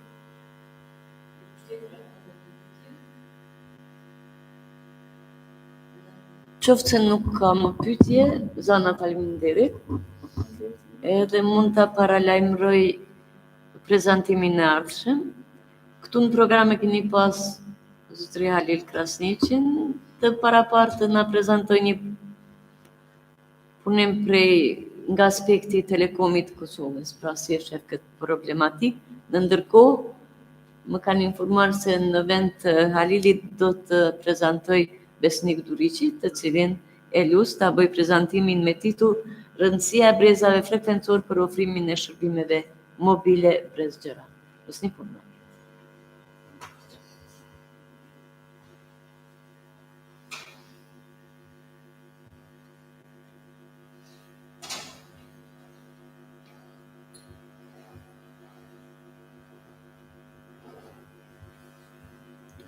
Të nderuar pranishëm, në emrin e Telekomit të Kosovës, ju falenderoj për ftesën. Sot do ta bëjmë një prezantim për perspektivën e Telekomit të Kosovës në lidhje me çështjen që është thënë në agjendë. Edhe prezantimi kategorizohet këto tri si shihet slide, është perspektiva e Telekomit të Kosovës në lidhje me në fakt Telekomi i Kosovës brezat në cilat operon dhe teknologji që i kanë ndërtuar mbi to, është perspektiva dhe interesi i Telekomit për brezat e paluajtur për teknologjitë aktuale, si dhe perspektiva jon për brezat e sardhënës dhe teknologjitë që ndërtohen me to. Situata aktuale e alokimit të brezave frekuencore në Kosovë është prezantuar këtë slide, dhe aktualisht në Kosovë janë të licencuara brezën 900 dhe 1800 MHz dhe ato janë të ndara sipas prezantimit në vim, edhe në këtë aspekt dy operatorët e licencuar janë trajtuar në mënyrë barabartë dhe kanë sasinë e njëjtë spektri alokum. Po ashtu janë disa aspekte të brezës që përdoren prej këforit edhe entitete tjera, po për këtë kontekstin që jemi na për valin edhe për ipon janë këto siç jetë në prezantim. Këtu është një përmbledhje e spektrit i cili është i alokuar dhe jo i alokuar në Republikën e Kosovës. E vlen të përmendet që, siç u tha edhe më herët dhe nga prezantimi i Arkepit edhe tjerëve, që ka sasi të madhe të brezit i cili është i pa alokuar, krejtërisht i pa shfrytzuar, dhe në një aspekt edhe popullata që është stakeholder kryesor mbetet e privuar nga shërbimet që i shfrytëzojnë edhe popullata të vendeve tjera të zhvilluara. Sa i përket regionit, Mali i Zi prind në region me spektrat e alokuara për telefoni mobile. Kosova, siç u tha në prezantimin e mëhershëm, është më mbrapa, mirë po është në rrugë mirë, nga se Arkep e ka shpall strategjinë për afat shkurtë edhe me një afat të arsyeshëm do të alokohen edhe brezë tjera, sidomos për implementimin e teknologjive 5G. Teknologjitë aktuale të vala në këto dy brezët 900 dhe 1800 MHz ka zhvilluar 3 teknologji 2G, 3G dhe LTE. Edhe brezi pak a shumë është kemë 10 MHz në 900 MHz dhe 25 në 1800, njësoj qëndron edhe IPO. Edhe teknologjinë 2G e kemi të realizuar si multiband, edhe teknologjinë UMPS e kemi 900 MHz edhe LTE është 1800. Po ashtu, vala ka të licencuar edhe disa breze për transmetim, që janë breze 7-8 GHz, tra ma jetë deri në 38 GHz. Po vlen të theksohet fakti se aktualisht 60% e infrastrukturës valës është në fibër optik, edhe aspiratat tona janë që deri në vitin 2025 pothuajse 80% në rrjetin e transmetimit me këtë fibër optike, dhe duke ndodhur ky transformim, shkon edhe duke liru brezi që përdoret për transmetimin mikrovalore, dhe kjo është mbulueshmëria sipas kalkulimeve tona në 3 teknologjitë, edhe fokusohem te popullata, aty ku do të jetë shërbimi. Teknologjia 2G është në 99%, UMTS 95% dhe LTE është rreth 90% mbulueshmëria e popullatës. Edhe mund vrehet prej hartës drejt ku është LTE-ja në fund atje, që kryesisht edhe popullata, shumica është e përshëndruar me regioni Prishtinë, Ferizaj, Gjilan, biznesi edhe fokusi kryesor shkon e drejt. Këtu është një siç e thamë më herët, Kosova ka të alokuar vetëm brezë 900 dhe 1800 MHz, edhe u përmend fakti se shtetet e rajonit dhe operatorët e tyre kanë më shumë resurse në dispozicion dhe rrjedhimisht ato popullata kanë mundësi të shfrytëzojnë me kohë të arsyeshme edhe shërbimet që vijnë prej teknologjive brezgjegra. Këtu është një fakt interesant, disa observime që kemi bërë gjatë viteve. Kjo pak a shumë bie te infrastruktura e ndërtuar prej përdoruesve, çka kanë dispozicion, çfarë handset, çfarë telefona, edhe këtu shihet që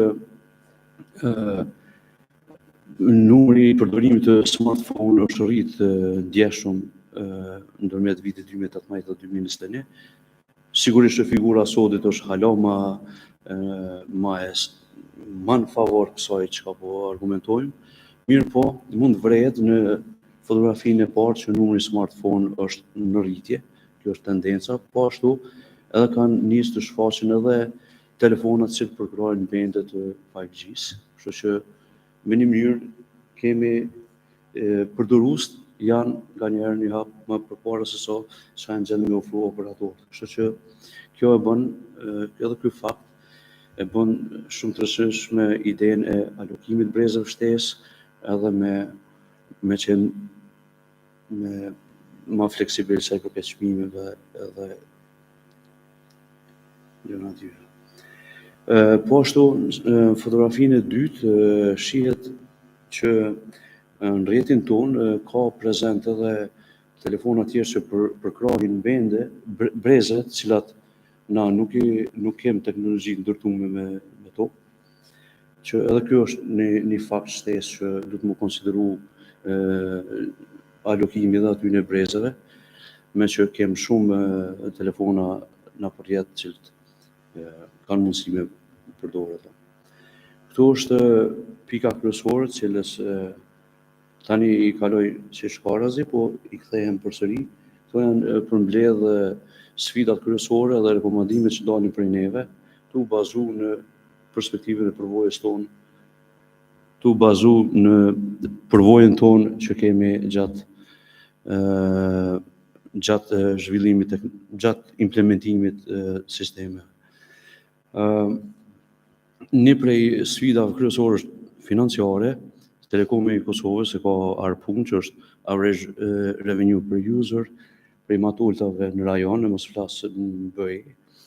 Edhe kjo bën që na nuk kem mundësi të mëdha financiare për të investu në teknologji që investojnë operatorë tjerë.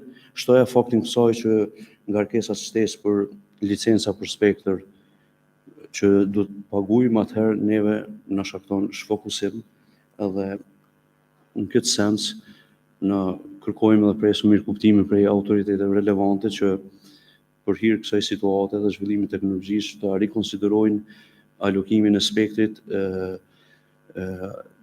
koston e saj, edhe të bën revidim më dinamik i çmimeve spektrit, edhe kjo për hir të stakeholder kryesor që është popullata, që përmes kësaj kanë mundësi edhe me shfrytëzu shërbimin prezgjerat, sikur popujt tjerë të rajonit edhe më gjerë.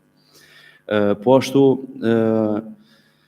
është një fakt interesant që kemi vrejt, është inxhinieria e ndërtimit, sikur po zhvillohet më shpejt se e komunikimit, edhe Prishtina sidomos është shumë sfiduese, edhe me përvecu pika të reja për me zhvillu infrastrukturën, cilën ka perspektiva jonë është biznes, po ka perspektiva e arkepit tjerë, është diçka që duhet të çojmë shërbim njerëzve, është shumë sfiduese.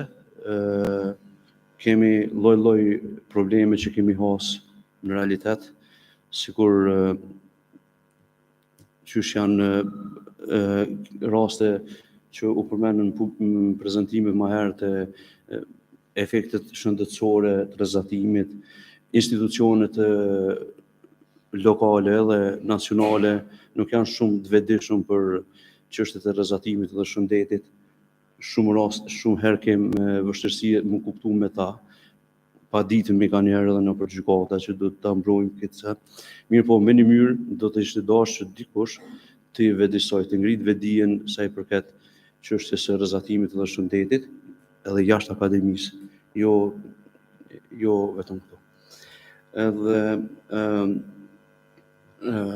për rekomandimeve tona është po ashtu që të përmirësohen ligji dhe rregullimet sa i përket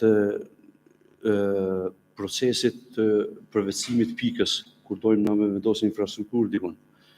Të marrim një shembull konkret, nëse dikush aplikon për një leje ndërtimi, atëherë komuna në harmonizim me Ministrinë e Ambientit do të kishte mujt me i kushzu që rooftops të asaj ndërtese t'i lejon shtetit dhe entiteteve biznesi që mund ta përdorin ato për infrastrukturë, për pika 3 ose diçka, se na kem shumë vështirësia e parë është me pronarin e ndërtesës që ka marrë lejen komuna, nuk ka autoritet me detyru ato më na leju me qit pika 2, anën tjetër prej neve kërkohet me pas shërbime. Kështu që jesëm pozicion vështirë. Kurzimet e qiras, kurzimet financiare të larta, po ashtu kundërshtimet e banorëve. Kundërshtimet e banorëve zakonisht janë për arsye shëndetësore, kështu që me një mënyrë duhet një ngritje vetdije edhe sa i përket çështjes së shëndetit të rrezatimit te instanca tjera, po ashtu edhe revidimi i ligjeve dhe rregullimeve në këtë aspekt, sidomos planin ambiental.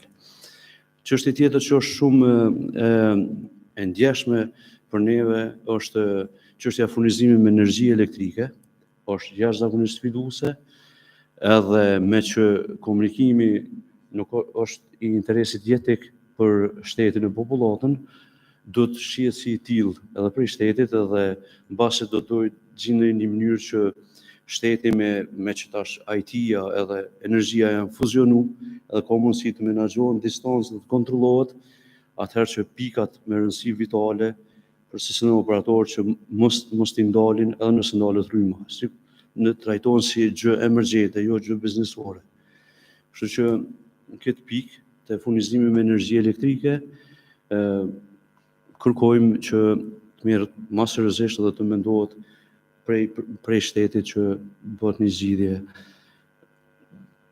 Edhe tjetra është që nëse na nuk do nëse neve do të na kushtonte me çmime më të arsyeshme momentale licenca për spektrë këto, na do të kishim pas mundësi që atë pjesë parë ta investonim në teknologji, edhe kështu që më në mënyrë apet shtetit i kthejmë përmes taksave, përmes dividendës, edhe shteti më në mënyrë apet e merr ato që mundet më na liru në këtë moment sa për me të kalu këtë situatë. Sa i përket çështjes së 5G edhe bendeve relevante lidhe me ta, natyrisht u përmendën shumë gjëra këtu të cilat nuk do të përsëris, po çka du vë theksin është e fakti që Telekomi i Kosovës është i hapur dhe i interesuar që ta implementoj rrjetin 5G edhe në brezat të larta edhe të ulta, edhe presun që Arkep të hapet edhe në brezat 700 MHz, që përmend edhe u shtruan do pyetje më herët këtu. Po kryesorja është që na jemi të hapur dhe të interesuar për me implementu teknologjinë 5G, komplet spektrin, jo specifikisht me njën, po jemi të hapur që edhe në brezat ulta edhe të larta. Edhe kuptohet vështirësitë, ka shumë vështirësi, sidomos teknologjitë frekuenca të larta kur të implementohen në realitet, se po ato mundohen me një optimizim konstant, me i rregullu, edhe këto teknologjitë me brezat të larta, sidomos kemë vështirësi me penetrimin nëpër mure, edhe mobiliteti është një aspekt i këtyre teknologjive, po jo çdo herë këtë userat janë mobil, se ka shumë për ty në shumicën e kohës rrinë nëpër zyre, rrinë fix dikon, ose nuk do më thonë patjetër se gjithë janë duke lëviz, kështu që edhe shumicën e kohës rrinë edhe brenda, ose gjatë orarit punës ose natën kur shkojnë pas punës, kështu që penetrimi është çështje shumë vështirë për brezat larta. Tash normal që na duhet me vazhdu, strategjia jonë është non-standalone, edhe na vazhdojmë me bëj teknologjitë aktuale, edhe shtojmë si overlay edhe 5G, edhe bëhet një farë sinteze që mrena userat zakonisht shërbejnë prej brezit 6 GHz sub-band, që është edhe për teknologjive tjera paralele si LTE, Wi-Fi, Wi-Fi offload, për qëllime tjera. Po ashtu, në këtë pikë, edhe strategjia e fiber to home ka me ndihmu në të ardhmen në kontekst penetrimit indoor për 5G, nga se nuk do të bazohemi vetëm nga bulshmëria jashtë, po kemi dëpërtueshmëri mbrana edhe përmes asaj. Tash domosdoshmëria e evoluimit të rrjeteve celulare, këtu është një përmbledhje që natyrisht që na e flasëm këtë perspektivë se jemi industri dhe biznes, edhe neve na interesojnë këto, edhe teknologjitë së armës që pritet që u përmenë në shkara si dikon mirë, po shekullin 21 vinë më shpejt se sa shekullit e kaluam. E kemi smart homes, e kemi autonomous cars, e kemi augmented reality, kemi lloj tjera, holoportation, virtual reality, singularity, artificial intelligence, self-aware entities and so on. Dhe ato vinë shumë më shpejt shekullin 21 se sa kanë ardhur shekullit e kaluar. Prandaj na duhemi të jemi të vëmendshëm që të jemi më shpejt, më eficient vendimmarrje, të jemi më të arsyeshëm konform rrethonave sa i përket çmimeve, ashtu që të jemi më të përgatitur infrastrukturalisht që kur vinë këto teknologji, na të jemi gati vetëm të përdorim. Po ashtu, edhe një çështje që ka ndodhur është epoka post-digjitale, dikush që thot revolucion, dikush evolucion, që çdo që të thoni është rrugë hapi i radhës,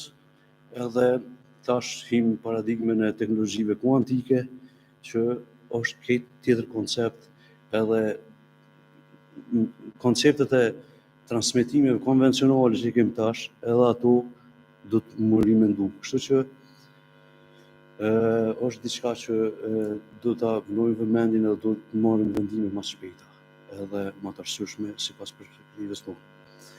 Edhe kjo është përvojës tonë, që e shohim tash ka njëherë në teori senat s'ka dallim me teoria praktike, në praktikë kanë, se kem provu edhe atë on, po duhet të them që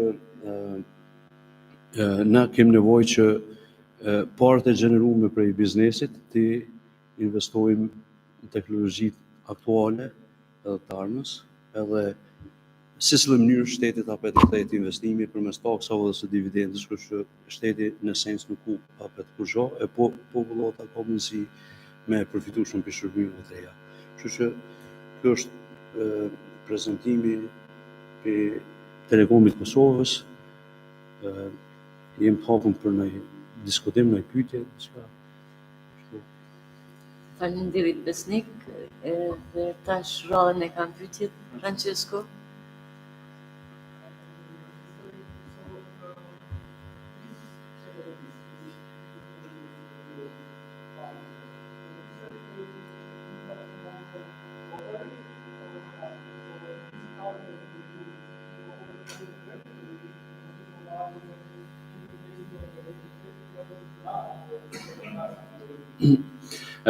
Both are true, and they are both true. So, what can I say more?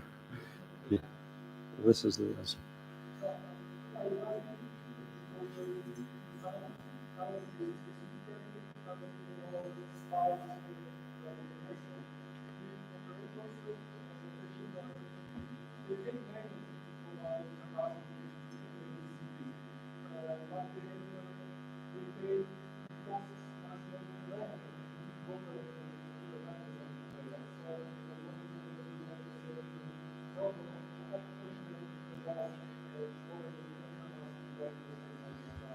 Yes, we have both, and so that's why our network is quite eclectic, and so we are able to manipulate with our technologies and spectrums to do some dynamic planning and changing in the terrain. And so, but on the other hand, we plan to implement this lower band 5G's rural areas, but also our rural area has some characteristics that differ from other rural areas of region. So they are very dense and very nearby the city. So it's not a rurality like China, for example. You have to invest a lot. But most of the population is focused around the cities, so it is less challenging in that sense. But on the other hand, it becomes challenging the no controlling of construction engineering. There is no control.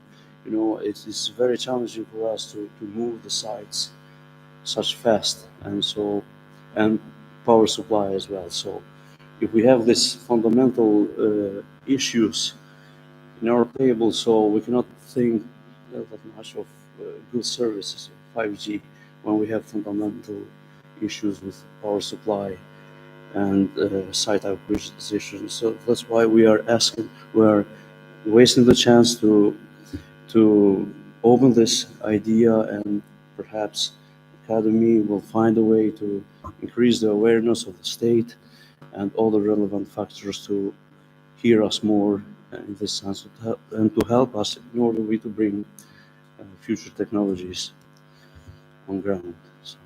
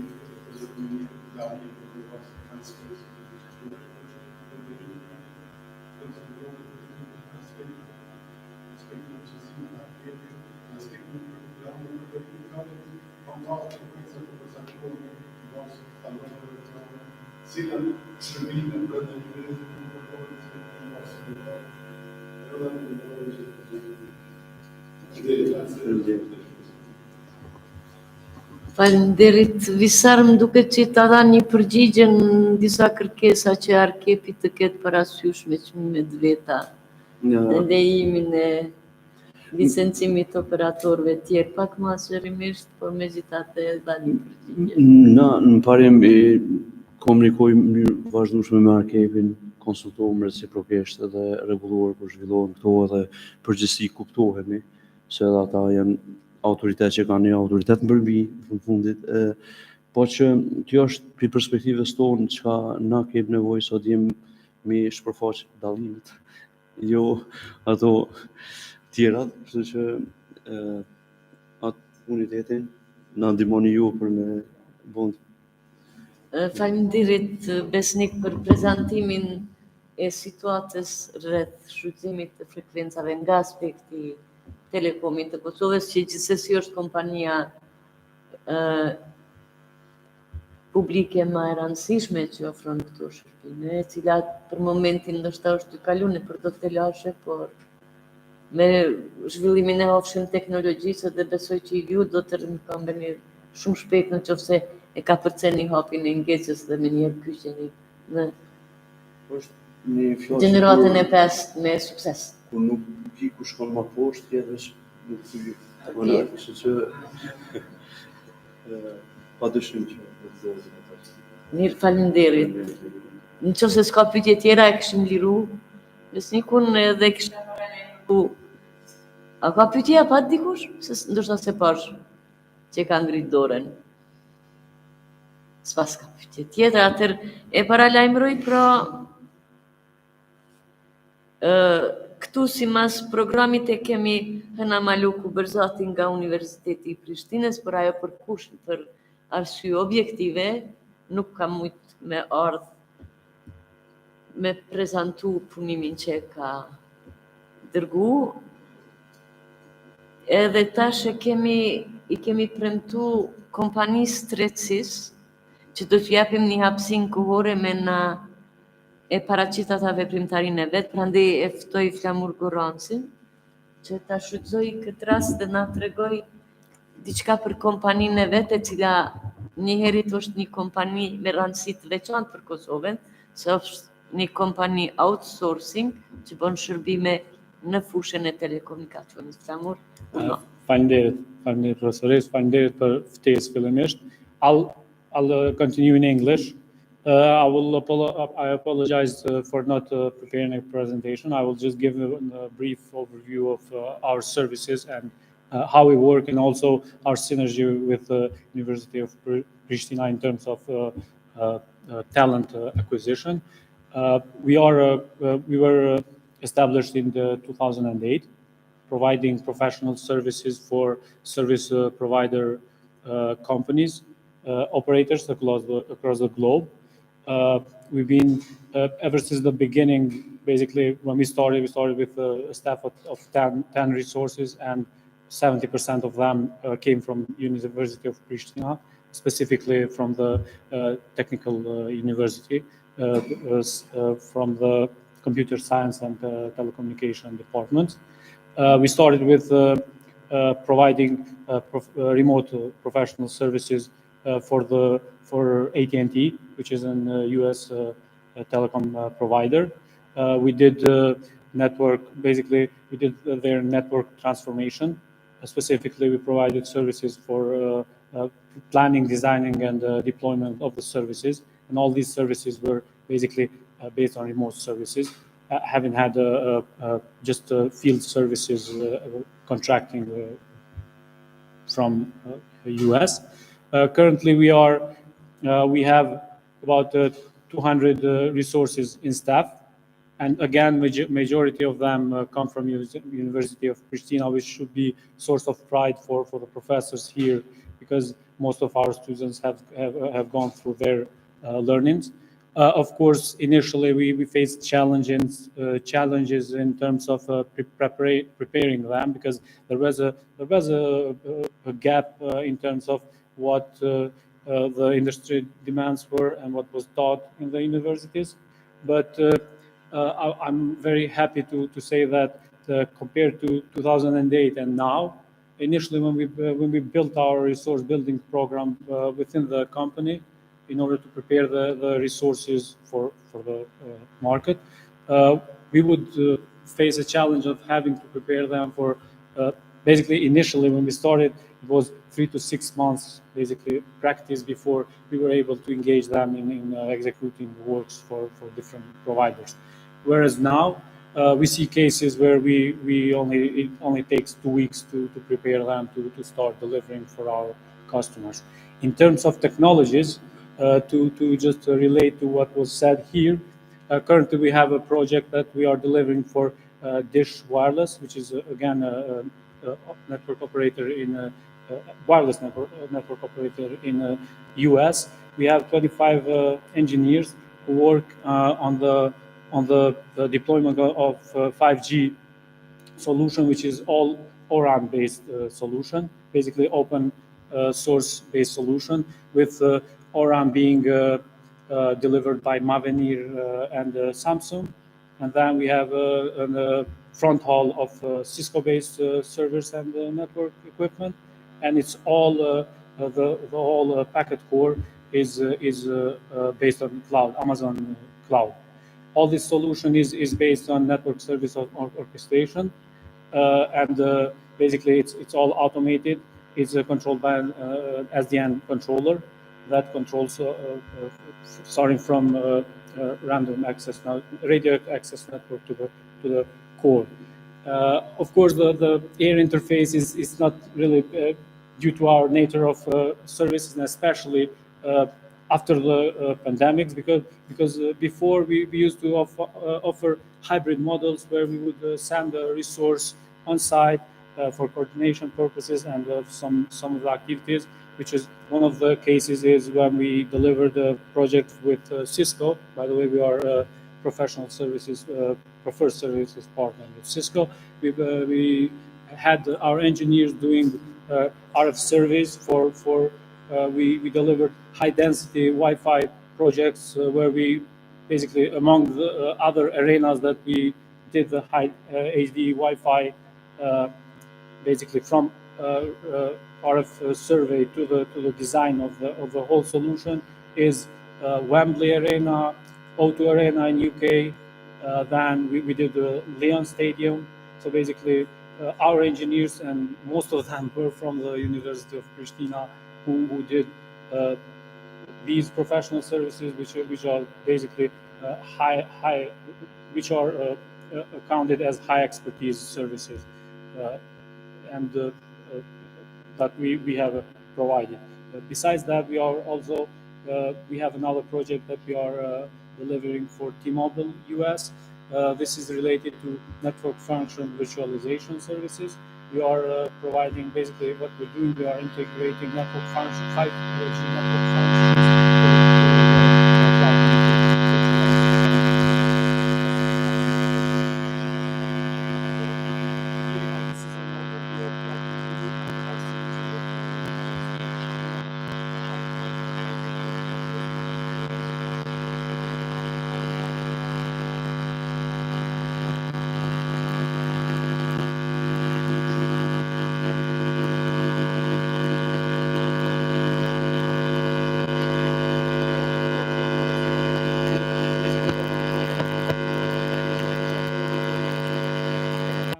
Projects with Cisco. We are partners with Cisco, but what we do, we build B2B virtual connections, which are secure connections towards all operators. For example, with Dish, we have separate IPs that are connected. Besides that, we are ISO certified for security, for handling security information, and basically all the works that are done are through VPN connections and through auditing tools.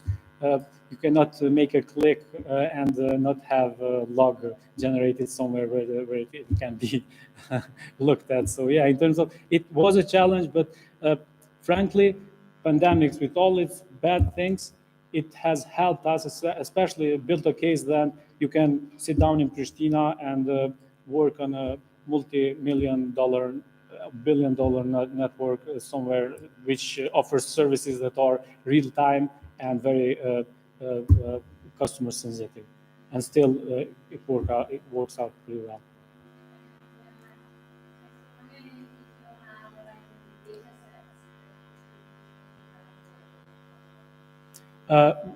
Well, we can continue this discussion later on. It depends on what, on the also contracts that we have, because we have NDAs signed with everyone. It's starting from the first partner to the end customer. But yeah, if it's possible, in terms of legally possible, we're happy to work with you. Shouldn't be a problem. Yeah, sure.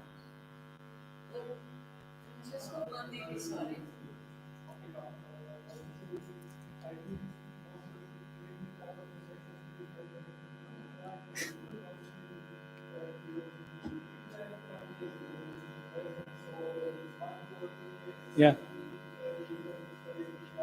Mm-hmm. Yeah.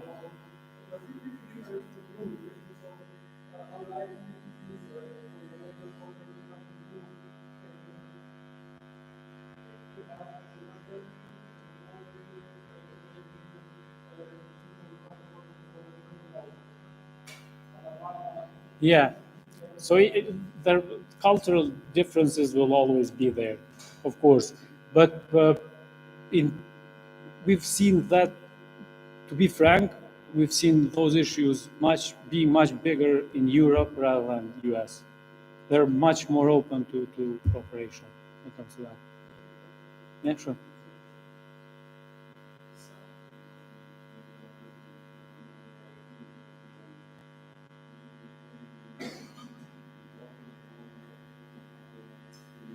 Jo, nëse ke fjallën për projektin që e përmenda, e kemi bo kon high density Wi-Fi solution për këtë stadionin e Wembley. Është stadion që nëse s'gaboj ka ma shumë se 80.000 urse. E këna bu dizajnin e krejt stadionit, faktikisht propagimit valëve, varsisht ku e dash, shush e dash. Kuptuat se ku bo dhe po ajo Wi-Fi është. Wi-Fi, më thonë 2 edhe 5, po në qatë, nësë muj me t'i dhonën këto access point-a që janë konë, si të Cisco që janë konë, e më nëshmi kësyra aty dhonat, se është puna që nuk jam mëne që e ku bo atë projekt, edhe muj me dhonë përgjigjet gabushme, po më bashkë specifika të Wi-Fi-a, më nëshme i ditë, apo nuk është një farë. E shë qëfar brezi për krajin edhe qëka kështë e pasë.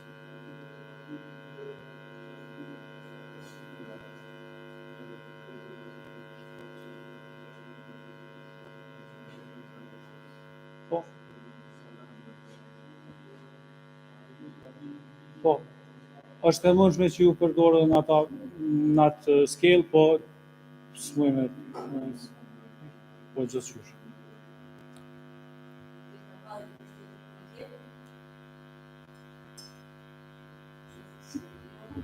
Okej, faleminderit.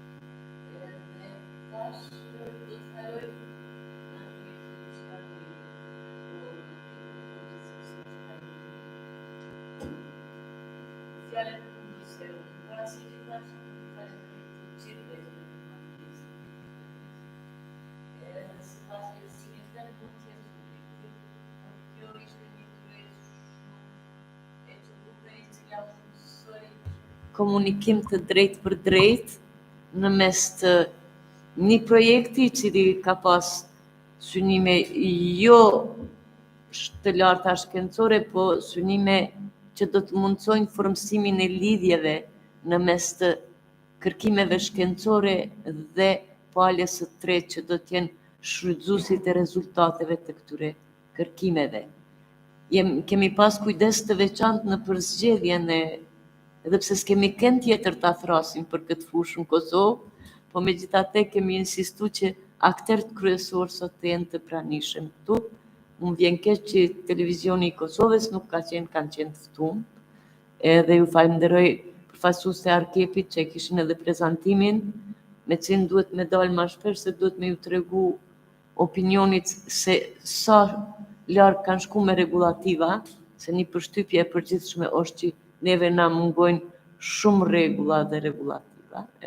Simas prezantimit Tryezës na kishim mjaft punuar dhe ato në harmoni pothuajse të plot me regulativat e Bashkimit Evropian. Na kemi nevojë edhe kompanitë që ofrojnë shërbime të jenë më të pranishme me botën akademike për me I parashtru kërkesat e tyre eventuale për kërkime shkencore, që kërkimet shkencore, kudo që të zhvillohen ato, qoftë në institute, qoftë në universitet ose në akademi, ta kenë një qëllim të saktë, pra të orientohen në kërkime, inovacion dhe që të sjellin një zhvillim të në fund. Dhe për fund, për mos me zgjat më tepër, unë të gjithë ata që kam pas sot prezantime, kisha lutë që deri ka mesi I tetorit, pra deri me 15 tetor, të na I dërgojnë verzionet e zgjeruara të prezantimeve, të cilat do të botohen në një shtesë të veçantë të revistës tonë research. Revista votohet në gjuhën angleze dhe në qoftë se keni mundësi dhe ju që I keni pas prezantimet në gjuhën shqipe, të I përgatitni në gjuhën angleze. Revista jone ka një format të përcaktuar paraprakisht, është I shpallur në web faqet e akademisë, por megjithatë unë secilit veç e veç do t'ju çoj formatin e revistës dhe shpresoj që do të keni kohë të mjaftueshme që deri me 15 tetor na e dërgoni një version të punimit tuaj. Në qoftë se dikush prej jush nuk ka çka me shtu këtu, unë me kaq e kisha përfundu pjesën zyrtare të Tryezës dhe do t'ju ftoj me kënaqësi në drek në restoran Pishë. Ju falenderit edhe një herë.